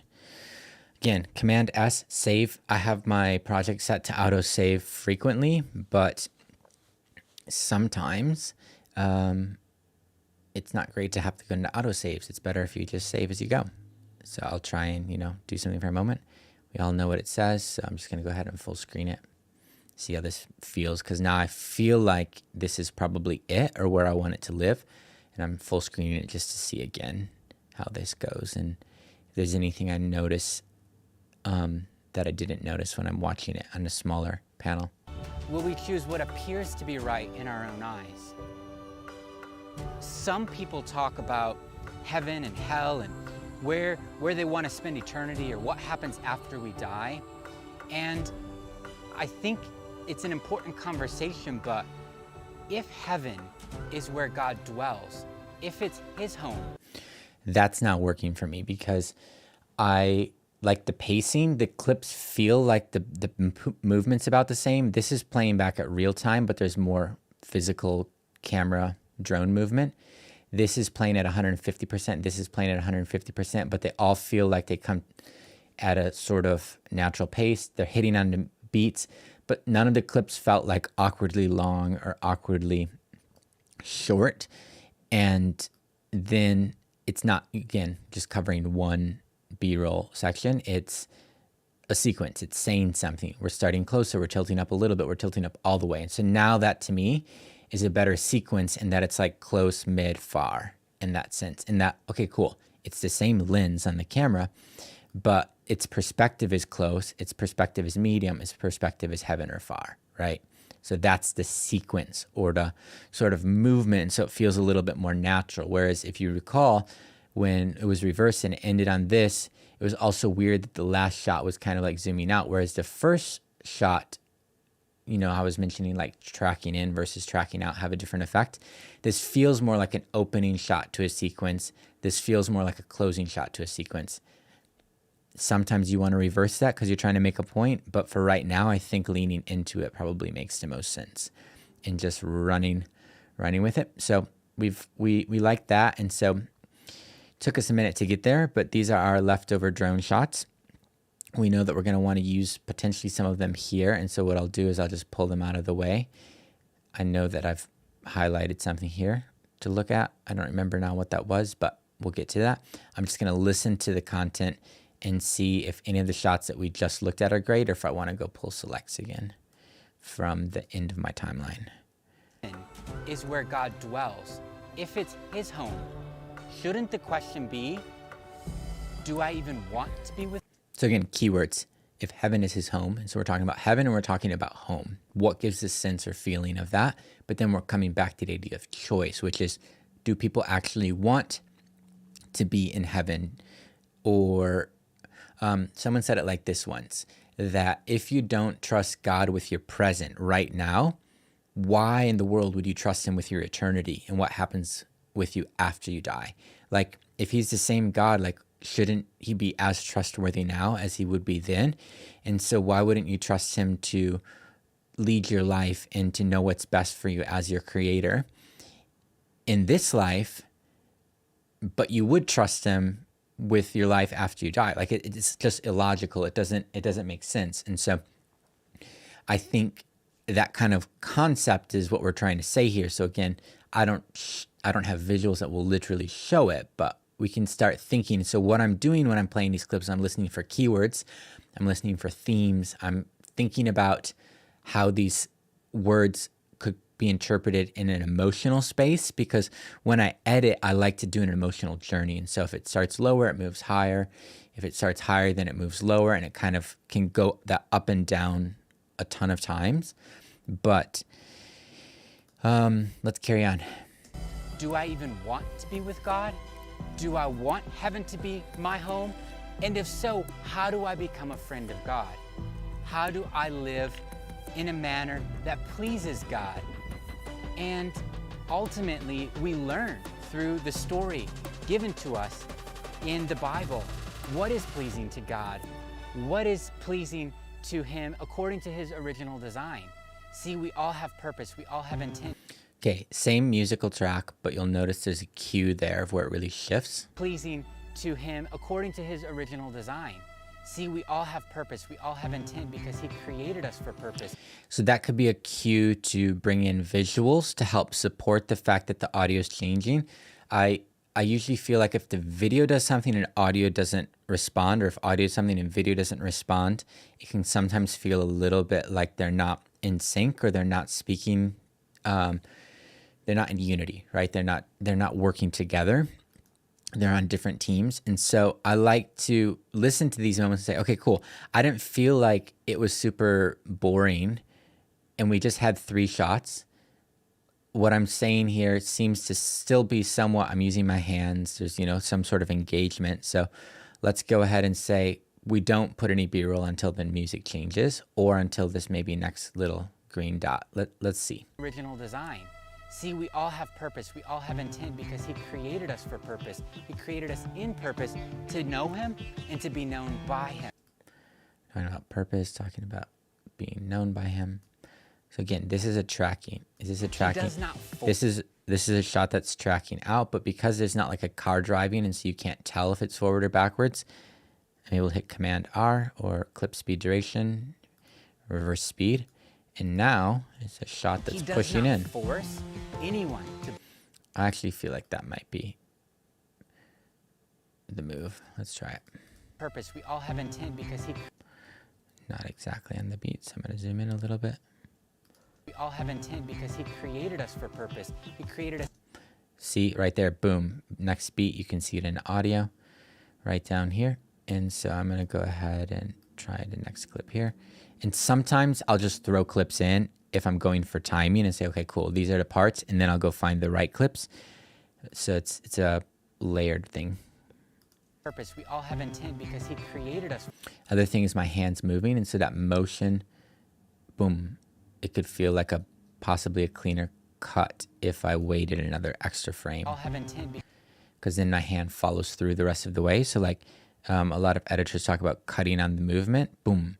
So it's like, where in my hand position does it make sense for it to cut? And doing that. We all have intent because He. That just made the cut. That one frame, so if I extend it, watch my hands and the cut. We all have intent. There's plenty of movement, so it feels fine either way, but this to me just feels a little cleaner. Purpose. We all have intent because He created us for purpose. Subtle. He created us in purpose to know Him and to be known. And so what we've established is every sort of bar of this song we're cutting. And so what people expect is there to be a cut here. Or I would say this is a part where you can hold it for twice as long. And so there is sort of rhythm still to it, but it's like bar, bar.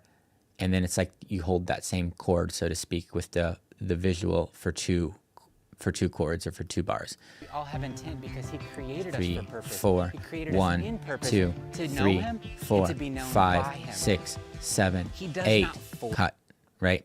So like that would be an option if you wanted to be super on the grid.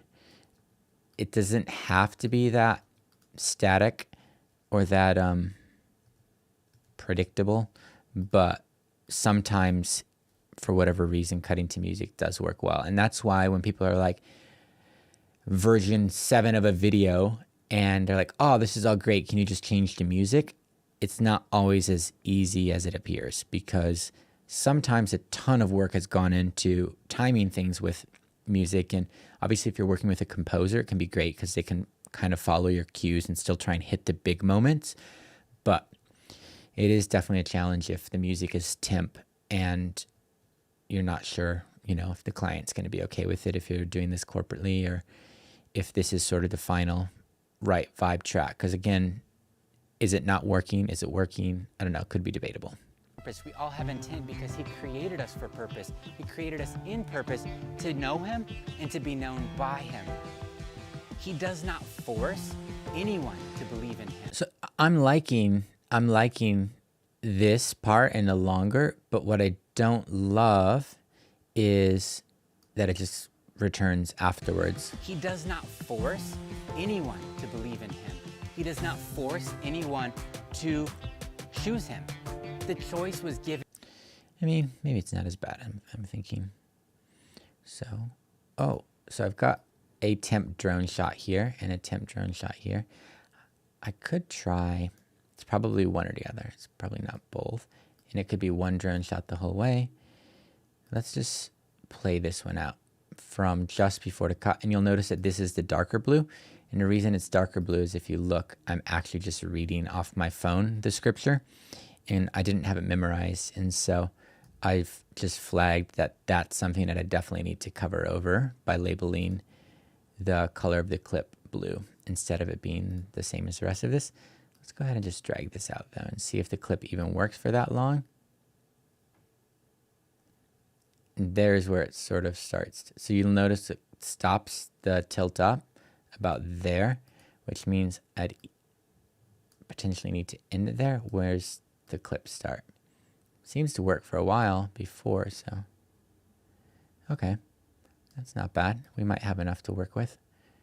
Let's see how much. Maybe we have plenty. Let's try this. Was given before the fall, and the choice was restored in Jesus. I might want to hold tilt in Jesus. And the choice is restored in Jesus.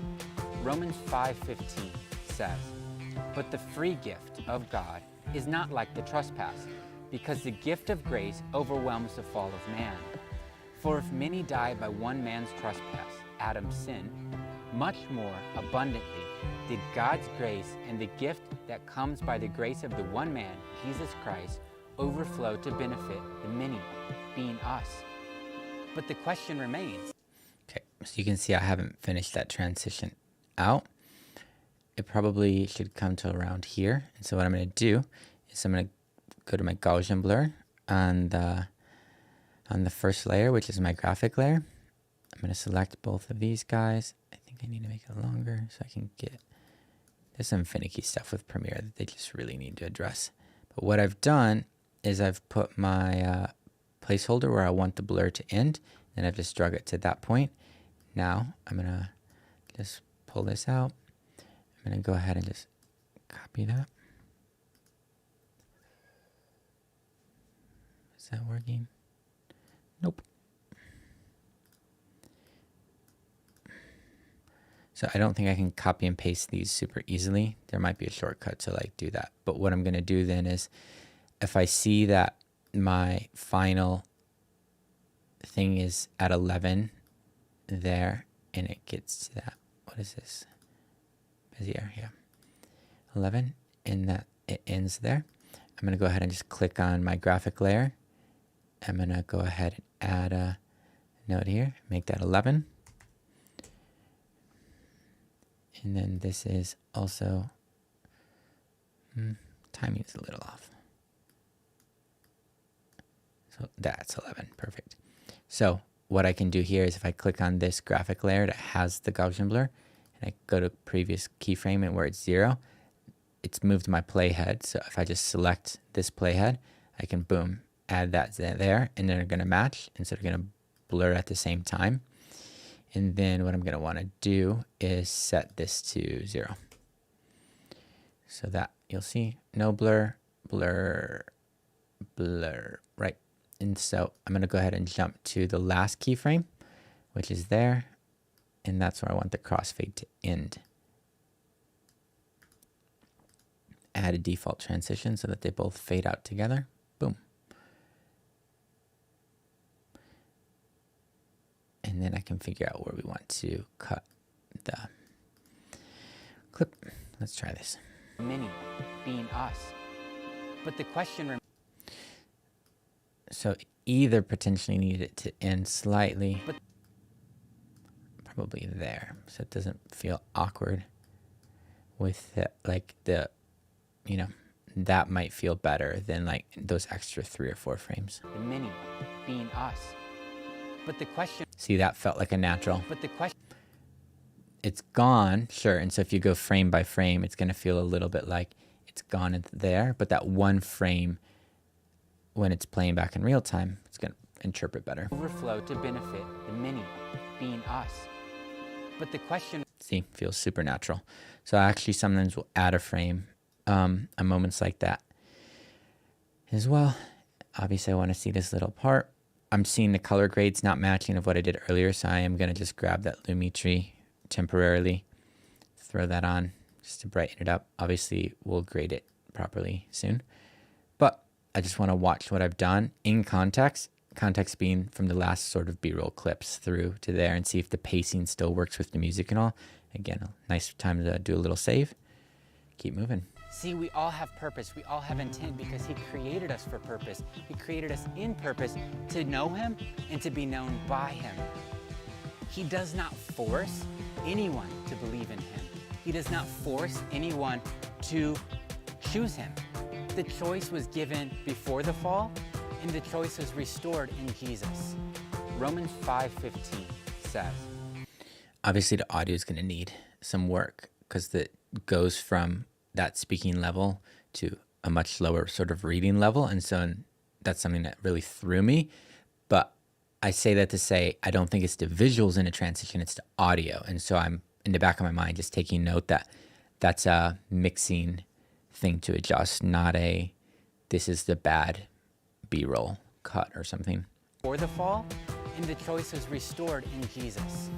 Romans 5:15 says, but the free gift of God is not like the trespass, because the gift of grace overwhelms the fall of man.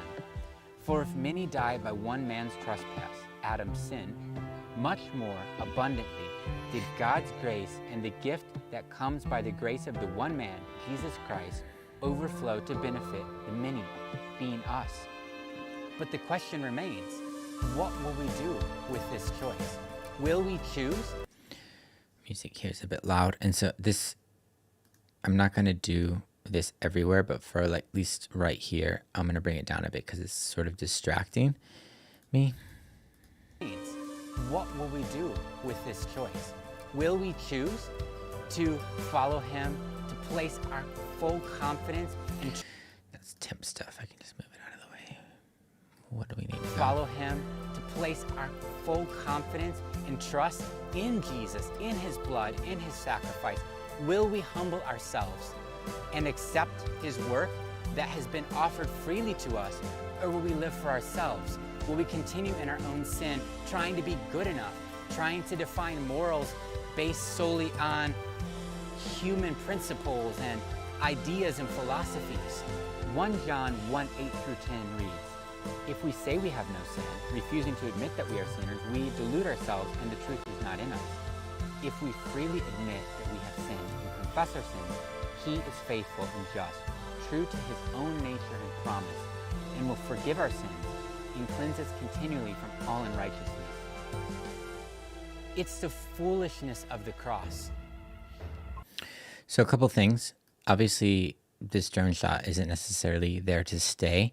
Its pace is very slow compared to the music, and it's also a little bit like looking down, darkish, sort of, not necessarily the right vibe for where we're at in this piece. And so my first thought is, okay, that probably needs to go.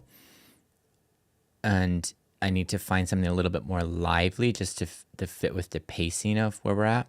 This actually felt a lot more energetic and alive and worked quite well there. And so I want to find something probably more similar.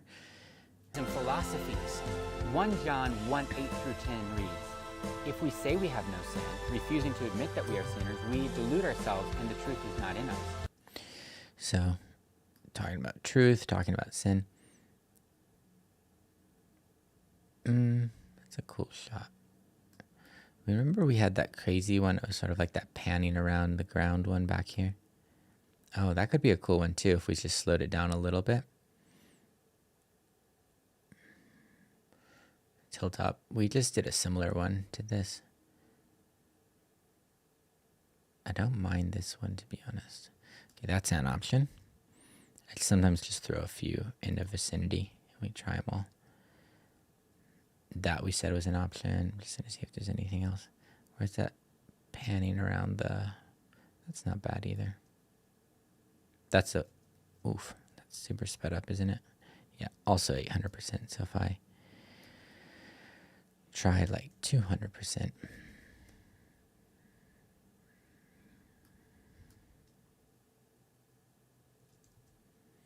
Yeah, I know what that feels like. Okay, this one's cool, but I do use a very similar shot later. This guy, let's try this. So we've got two little options that we've pulled.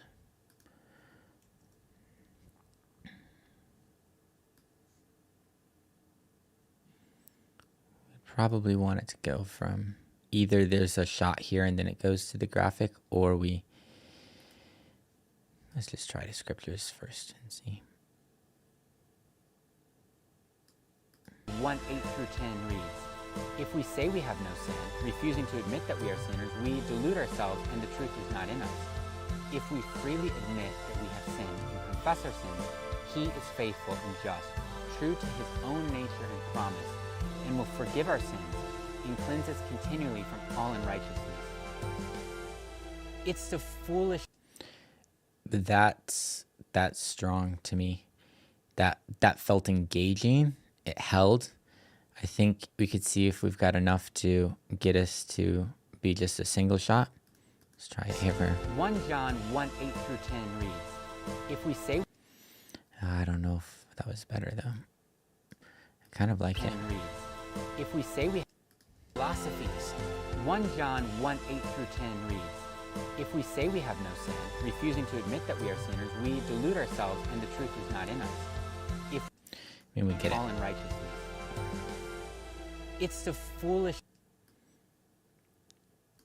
Fades off. There's like, boom, a couple of seconds. I like that there's a palm tree here, and then there's a palm tree here that somehow to me feels like it's speaking the same language and are in similar places in the frame.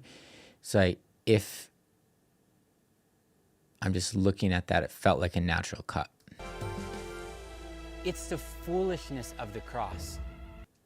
It's the foolishness. Cool. So I can go ahead and reduce that. I can drop that down. Basically say that's good. And now I want a clip that goes from here to here. That helps tell the story. Based solely on... Or will we live for ourselves? Will we continue in our own sin, trying to be good enough, trying to define morals based solely on human principles and ideas and philosophies? 1 John 1:8 through 10 reads, if we say we have no sin, refuse... Okay. Ooh, that's kind of a nice shot.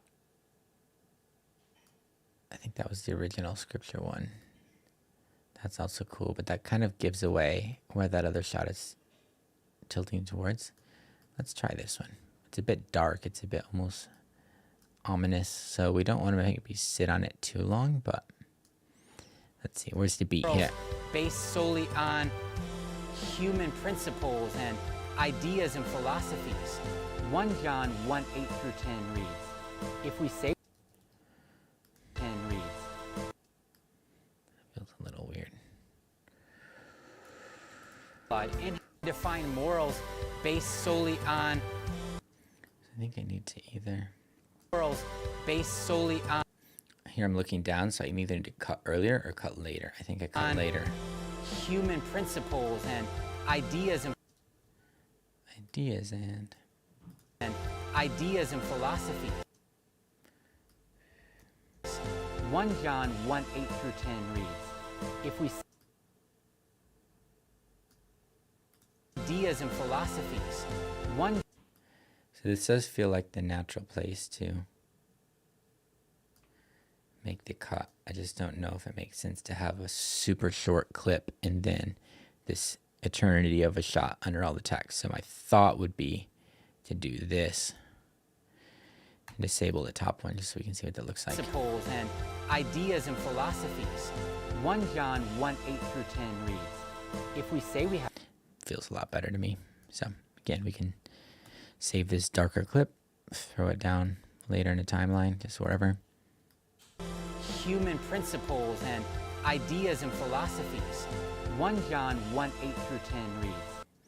So I say 1 John 8 through 10 reads. And so one option would be to bring it up the graphic. 1 John 1, 8 through 10 reads, if we say we have no sin.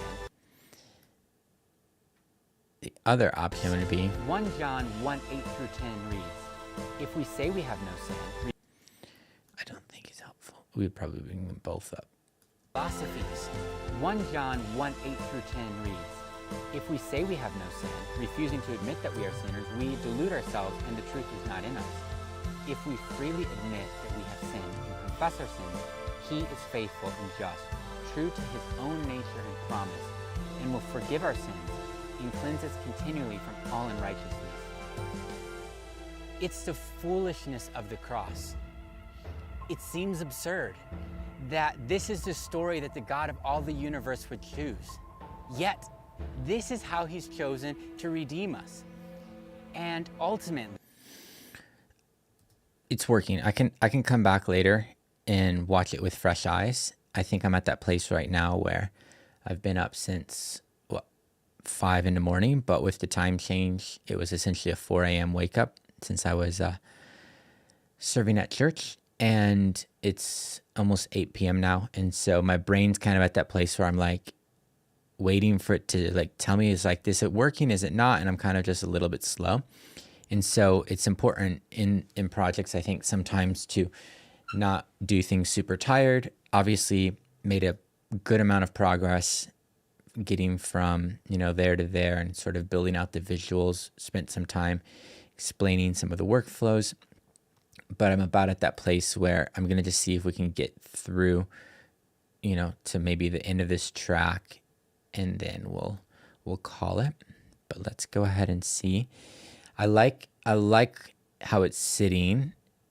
At one point I'd left a note here in text basically saying show both trees side by side. So it'd be like a footage of the cross with a split screen of the, what would you call it? The sort of garden shot from earlier in the video, or like one of these, shots.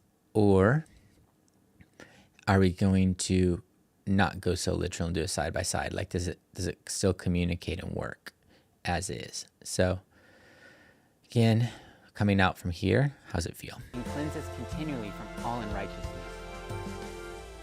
It's the foolishness of the cross. It seems absurd that this is the story that the God of all the universe would choose. Yet, this is how he's chosen to redeem us. So I don't mind coming back to this part where it's a little bit like conversational. I just think this is now where I jump into something else. And ultimately, we have the decision given to us today. So I look down for that entire part from here. So maybe from there-ish, where one track's ending and the other one's beginning, there's a big mood and energy shift you'll hear in the music.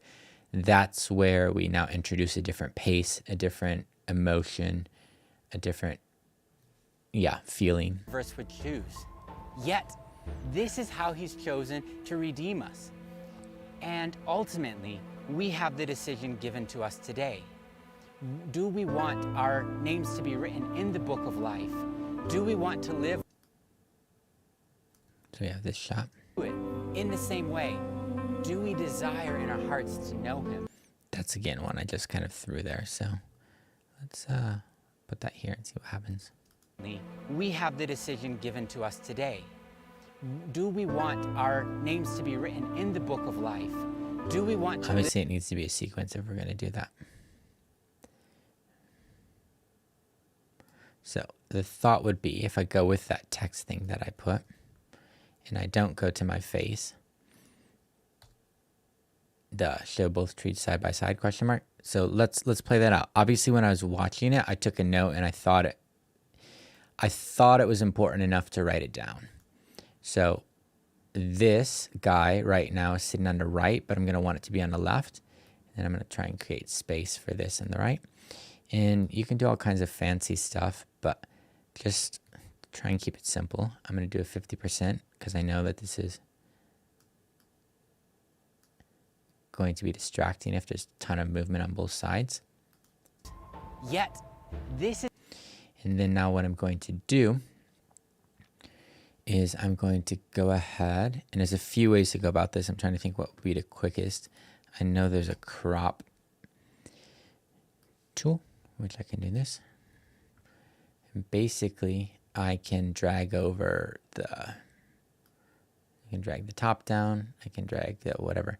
On this one, I'd probably actually do the left. And if I turn on my safe margins, which are super helpful for the text, you'll notice I have them on and stuff is centered and all, like when I was putting the graphics in, I used that. But now what I would try and do is I'll do this and then I'll go ahead and just tell the old video to, so I want to do 50 because then it's precise, right? Cropping at 50%, and then I can move this to be exactly 0. So we have a perfect line of this, right? And now we're going to go ahead and overlay that with our cross footage, which I'm also going to make sure it's at 50, and it is. I'm going to make them the same length. I can drag it out and see if that's the right place for it. But essentially what I'm going to want to do, that one's a bit centered. So this is where it gets, the crop part gets a little weird because you have to like guess how much to put it on both sides. But essentially, if we say it's right smack in the middle, what I do is I take 25 and I take 25. Boom. Then I just move this guy to there. And we could say, oh, that feels weird without like something there. That's when I could like create a shape. How do I create shapes in here? This guy, right? Rectangle tool.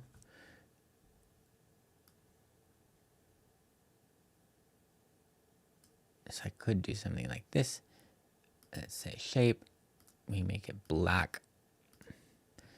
And then like the opacity 100, all of this. Let me just like reset the anchor point. The location, and then try and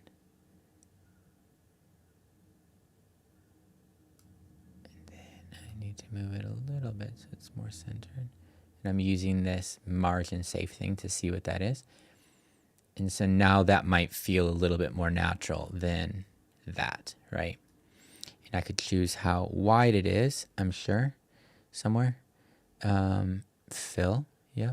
I think it's when I drug it that I chose, but that feels about right. So I don't know if I necessarily want to make it something it's not. And you'll notice that because it's a graphic, I have it above the color grade.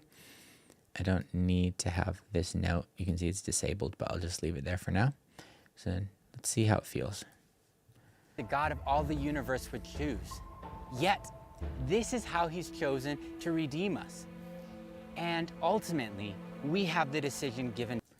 So you'll notice the footage over here got a little jerky. So what I'll want to do is find like right before and see if it works. Yet, this is how he's chosen to redeem us.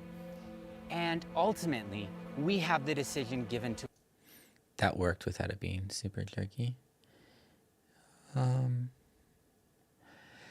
Cross gets a bit tight. I know there's probably like there's like a pan up or something.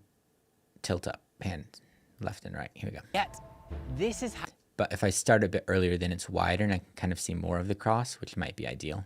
how he's chosen to redeem us. Obviously, color grade will go a long ways. And ultimately, we have the decision given to us. I don't mind that. We have the decision given to us today. Do we want our... Ideally, it would hold till here, though.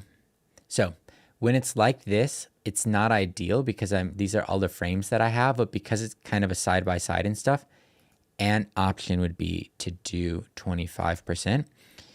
and 25% playback speed, which would be long enough. And then let's just see if basically it'll be almost every other frame, that little jittery, like you'll see if I'm, going through it, it kind of skips, but it might play okay. Let's see. Choose. Yet, this is how he's chosen to redeem us. And ultimately, we have the decision given to us today. Boom. So, okay, not bad. If this is, Do we want if we want, we can either come back onto music, or we can, let me just disable these so I can see when my face looks. Eyes are closed, eyes are closed. do we want our Let's try basically on there. So there's two things we can do. We can either cut the clips there and leave it at 25%, or we can see if it plays slightly better with what's called the rate stretch tool, which you could try and guess how many percent it is to get it to be this long. But there is a handy tool in here called rate stretch somewhere. I've changed my shortcuts, so there we go. It's now something different. If I do that and drag to here and drag to here, you'll see my speed is 33.74%, but it's going to just be the duration that I need it to be to land on the timing. So let's just see if it feels weird, like frame dropping wise, or if it's going to be okay. I also have set the bar where I've needed it in the middle, so I just want to see how it feels. Like this. Okay, I'm going to just save what I've got. that this is the story that the God of all the universe would choose. Yet, this is how he's chosen to redeem us. And ultimately, we have the decision given to us today. Do we want our names to be written in the book of life? I like it. It could be finessed. We'll go ahead and try that later. I'm going to go ahead and just pull that graphic on top of my note. I don't need that anymore. It's working. Because you've got two things happening on the sides of the screen, it can become, there's, I would say, plenty going on. The question I now have is like, would I rather like move this image over a little bit so we never cut off that one? Do I want that one there? I'm not making a feature film. This is YouTube again, and I'm really just trying to be as efficient as possible while maintaining, creativity and quality and all that. Let's just see if these extra frames help. Do we want our... Yeah, my eyes are like almost there now, almost open. They're like in a process of opening, so it might feel a bit better. So I'd like to try those couple of frames difference. Let's try this.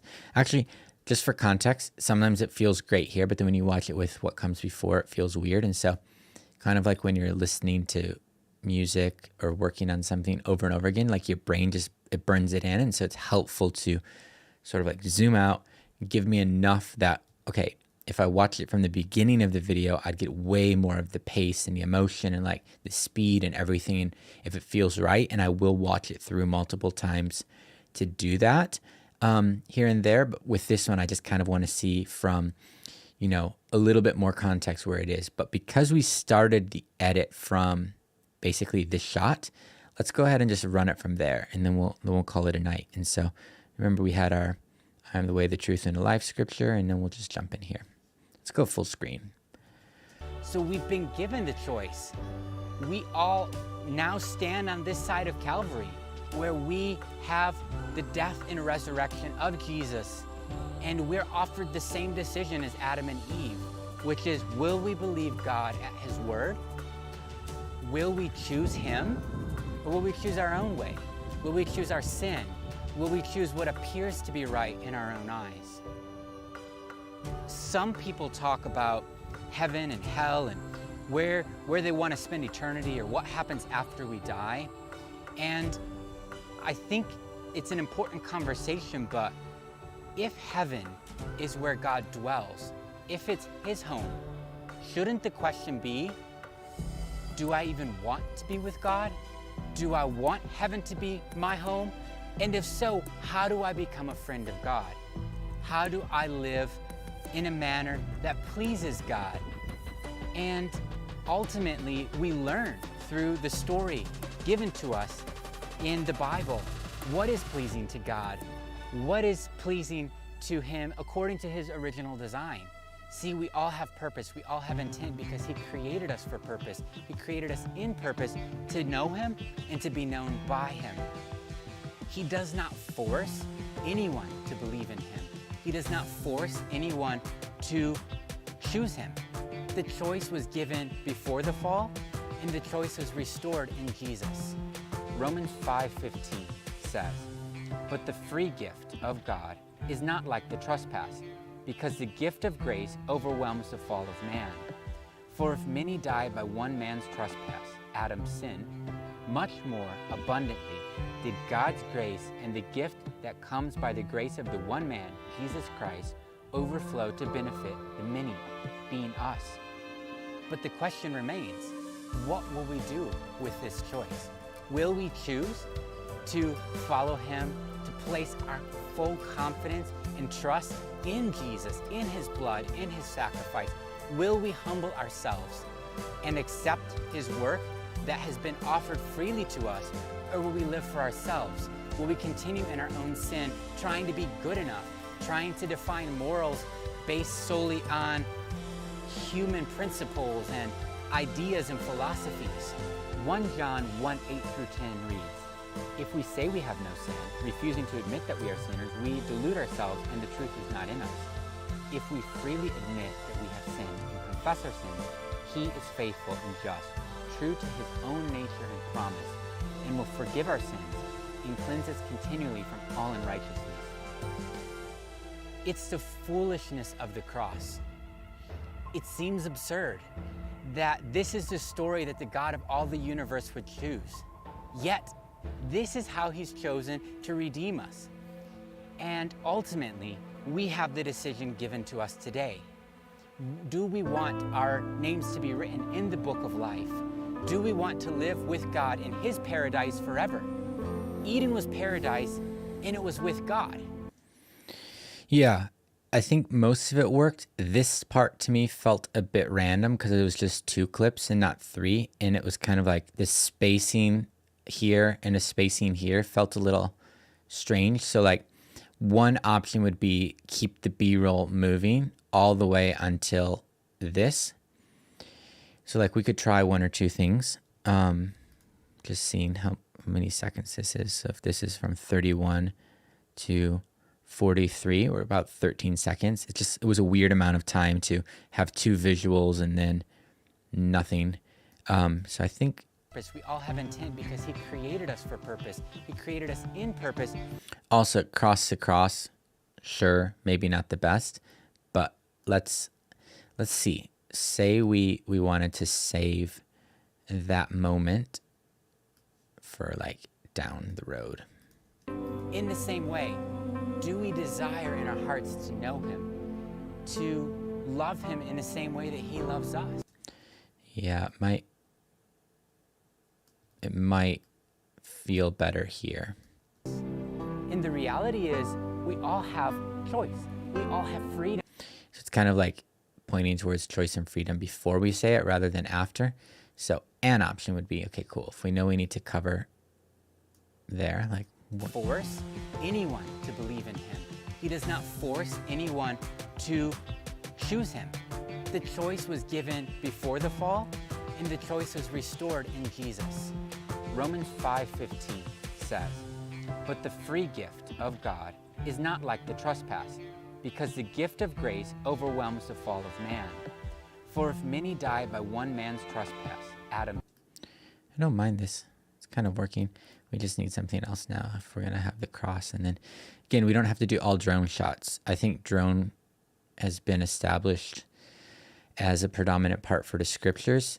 In the second half, the first half, I used a lot of tripod shots of the fruit. But if we're running with a drone, again, we have a ton of selects that we haven't used.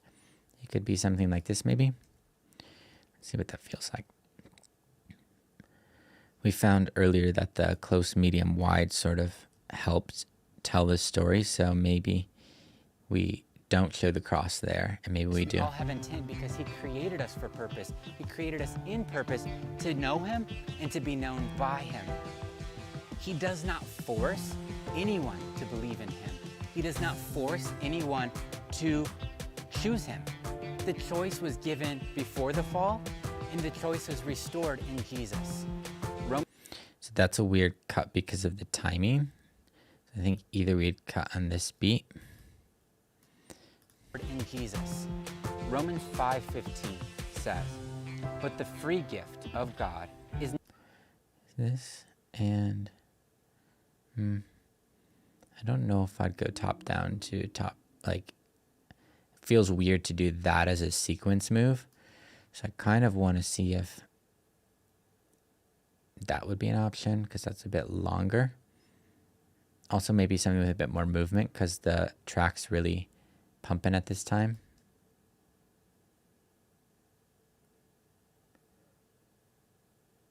Maybe this. Let's try it. We don't know until we try. Just gonna pull that out of the way. Make space. Throw this baby in. And then I can start playing it and then make changes before I get to it even. According to his original design. See, we all have purpose. We all have intent because he created us for purpose. He created us in purpose. So this is what I like about this now. This shot, and you probably don't remember, is essentially the opening shot, but a bit later in the clip. So the very first shot after our little talky talk, Could be. Listen to what it says. But I find it fascinating to imagine what paradise looked like, to imagine what the original creation could be. To imagine what the original creation could be. We're talking about Eden here. And this is the visual, right? Now, talk about like a book opening, book closing, full circle, return home moment. Now listen to what it's saying. God, what is pleasing to him according to his original design? What is pleasing to God according to his original design? Well, his original design was Eden, right? Opening shot. So here is the callback. See, we all have purpose. We all have intent because he created us for purpose. We could even be more. Original design. Original design, boom. Original design. See, we all have purpose. We all have intent better. because he created us for. You don't have to always cut on the beat. Like sometimes cut between the talking, sometimes it's like it's what feels right. It's what moves and it doesn't distract. Pleasing to him according to his original design. See, we all have purpose. We all. And so what we can do is, if that clip is, this is basically picking up that clip where the other one left off, we could like scrub forward a little bit so it feels even more different, but I kind of want it to feel the same where it starts and it just takes you further than the other one did. Design. See, we all have purpose. We all have intent because he created us for purpose. He created us in purpose. Talking about purpose, original design. To be known by him. It's got good movement. He does not force It's moving anyone forward. to believe in him. He does not force anyone to choose him. The choice was given before the fall, and the choice was restored in Jesus. Romans 5:15 says, That kind of works as well because it's tilting down, but it's not all the way down. And then this one starts tilted down more and starts tilting up. So it's two different moves, but it doesn't entirely feel like a jump cut or something. It feels like the same type of forest, but it's an obviously different spot. So then this, it's working for me. I'm going to go ahead and take this clip to here because I know it's a cross clip from memory. We might want to have it at a different place. So I'm just gonna pull it over there for now. So where I can see both of them. And if I'm not using this clip underneath, which I don't even remember which one it was this guy. I'm gonna go ahead and bring him down to where all my drone shots are just hanging out. Cool, I can go ahead and bring this down to the first layer because that feels good. Check it one more time. To him according to his original design. See, we all have purpose. We all have intent because he created us for purpose. He created us in purpose to know him and to be known by him. He does not force anyone to believe in him. He does not force anyone to choose him. The choice was given before the fall, and the choice was restored in Jesus.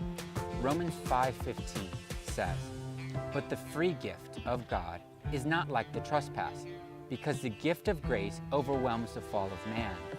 For if many died by one man's trespass, Adam's sin, much more abundantly did God's grace and the gift that comes by the grace of the one man, Jesus Christ, overflow to benefit the many, being us." But the question remains, what will we do with this choice? Will we choose to follow him, to place our full confidence and trust in Jesus, in his blood, in his sacrifice? Will we humble ourselves and accept his work that has been offered freely to us? Or will we live for ourselves? Will we continue in our own sin, trying to be good enough, trying to define morals based solely on human principles and ideas and philosophies? 1 John 1:8-10 reads, "If we say we have no sin, refusing to admit that we are sinners, we delude ourselves and the truth is not in us. If we freely admit that we have sinned and confess our sins, he is faithful and just, true to his own nature and promise, and will forgive our sins and cleanse us continually from all unrighteousness." It's the foolishness of the cross. It seems absurd that this is the story that the God of all the universe would choose. Yet, this is how he's chosen to redeem us. And ultimately, we have the decision given to us today. Do we want our names to be written in the book of life? Do we want to live with God in his paradise forever? Eden was paradise, and it was with God. It's important, I think, in this moment because it's quite like in your face. Like it's very engaging thematically to not have B-roll. So after all of those, like that's probably over a minute of no B-roll. To now just sit with it before we go to the cross visuals again. Eden was paradise, and it was with God. And that was why it was paradise. The creation that he made was secondary to it. In the same way, do we desire in our hearts to know him, to love him in the same way that he... I just want to make sure we're getting as much out of this shot as we can.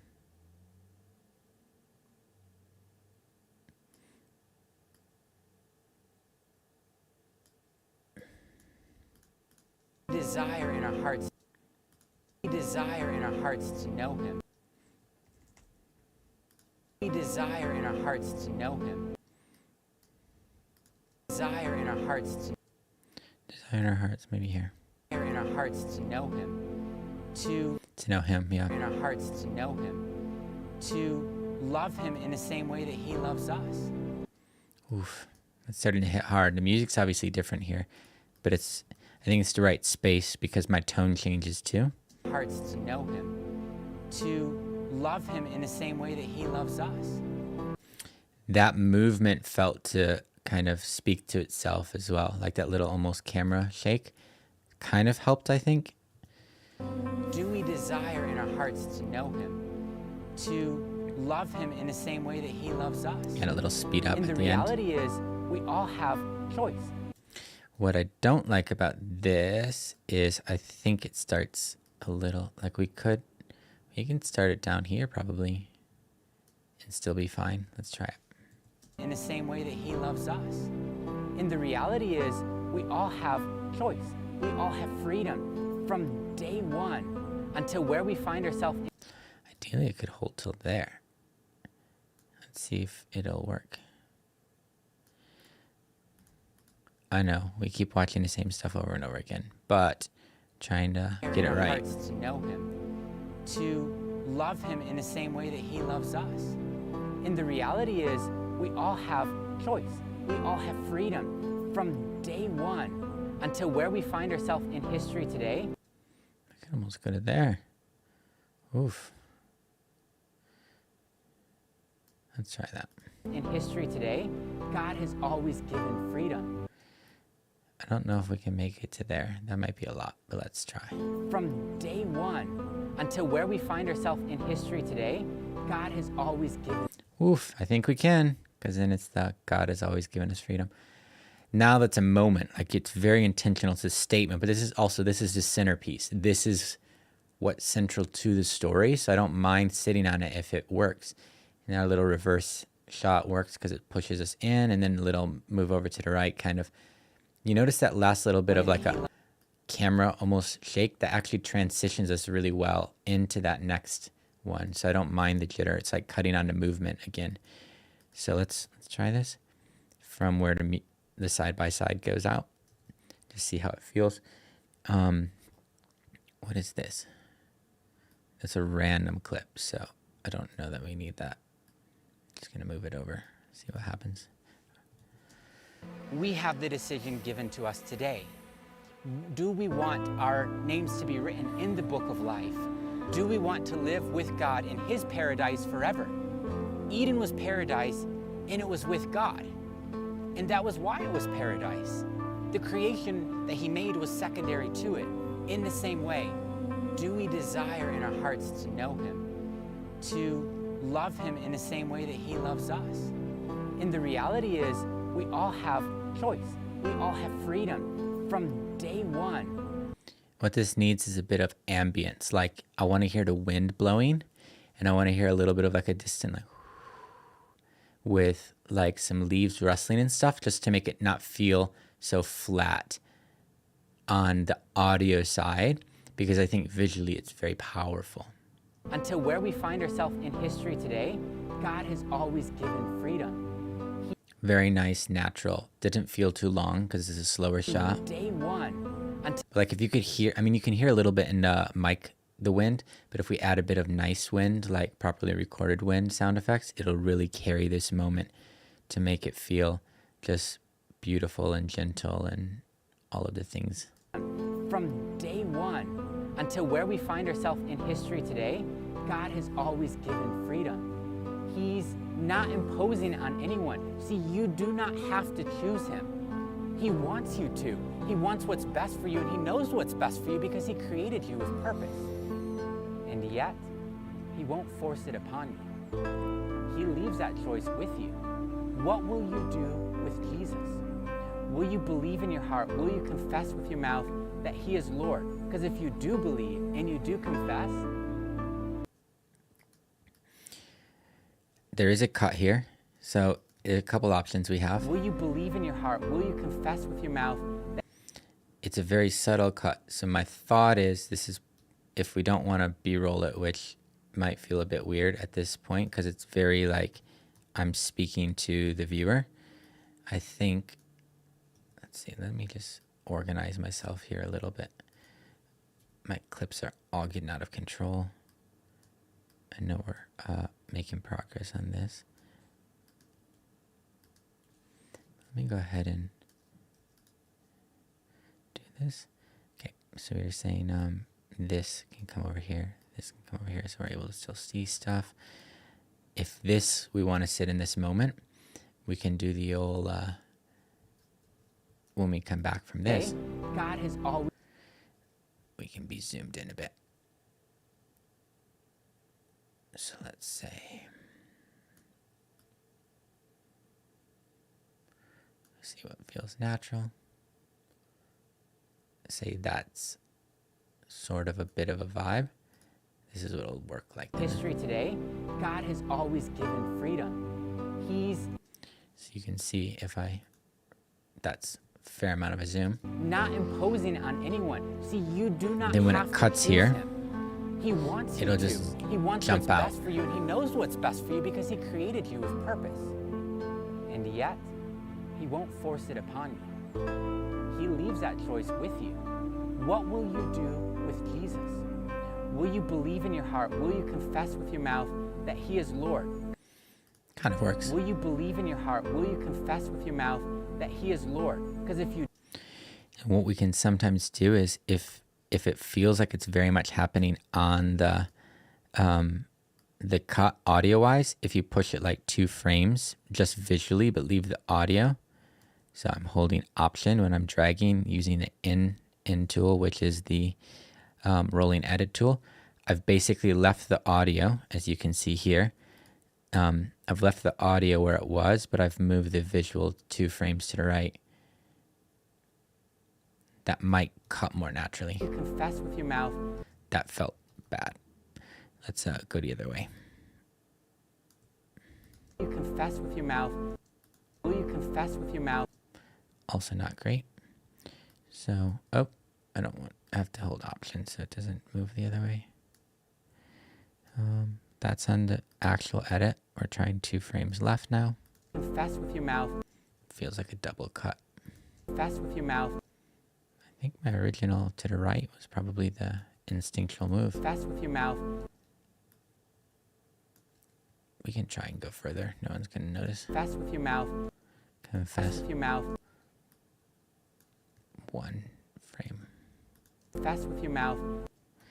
Something like that. In your heart, will you confess with your mouth that Alternatively, that here, motion, I can copy that and I can paste it to this clip. Boom. And what I can do then is just reset this one because it might be better to end the last one on a close. So we, instead of going close to wide, we go wide to believe close. in your heart, will you confess with your mouth that will you confess with your mouth that he is Lord? Let's try and find the, With your mouth. that's where the hand's moving. See, there's a bit more motion blur there. So I might get away with it if I do. Confess with your mouth. Let's try. Confess with your mouth. I think that works. Confess with your mouth that Cool. will you believe in your heart? Will you confess with your mouth that he is Lord? Confess with your mouth that he It kind of feels jumpy. I don't know. I don't love it. We can try B-roll or something else, but is Jesus. it's an option. Will you believe in your heart? Will you confess with your mouth? Alternatively, we just see if it works to go something Will weird. you confess with your mouth? There you Will go. you confess with your mouth? My lips don't sync perfectly, but who's going to notice if they're not looking for the edit because it happens before? Magic. Let's try that.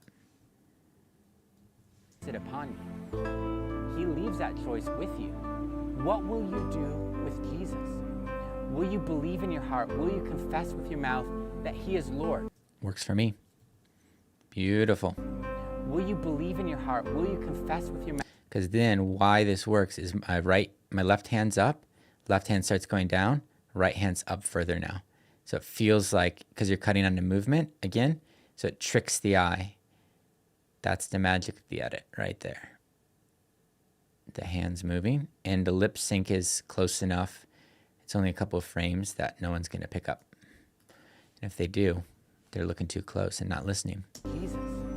Will you believe in your heart? Will you confess with your mouth that he is Lord? Because if you do believe and you do confess, Only thing I might want to do is center up a little bit more on me rather than the cross kind of taking over. You can still see it. will you believe in your heart? Will you confess with your mouth that he is Lord? Because if you do believe and you do confess, behold, all things are new. The old has passed away, the new has come. This is the promise that we have. We're given a new life, spiritual life. We can go from death spiritually to life. And now we have a confidence. Yeah, I don't think this part needs any B-roll because we've basically in the last little bit, which I want to engage, and then you'll see the graphics here for the outro. So have a look from right where we're still at. In a second resurrection, in the same way that Jesus resurrected as the first of the living amongst the dead, we too will rise in him with our faith in him. This is what we believe.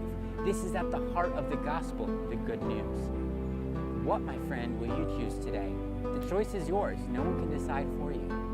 But I hope you choose life. We've moved some things. You can see our grade died there. Whoop. Let's go to at least there. And then we can figure out the grade for stuff later. Decide for you. But I hope you choose life.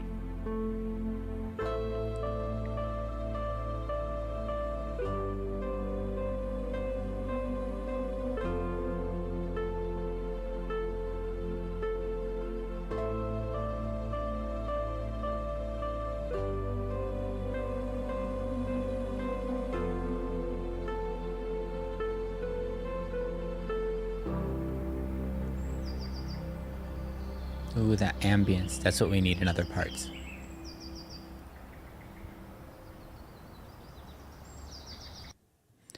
So you hear that gentle breeze, which is this guy.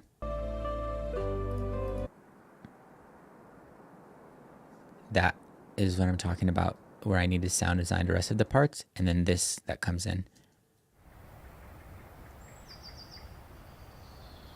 I put this in as temp, but basically we'll need to build that out throughout later. Then I'll end there. All right, there you have it, folks. I'm gonna go ahead and save. We'll quit it, shut it down. Thank you so much for joining me. Hopefully you learned something. Hopefully you're inspired, and looking forward to the next one, where we hopefully we'll just pick up where we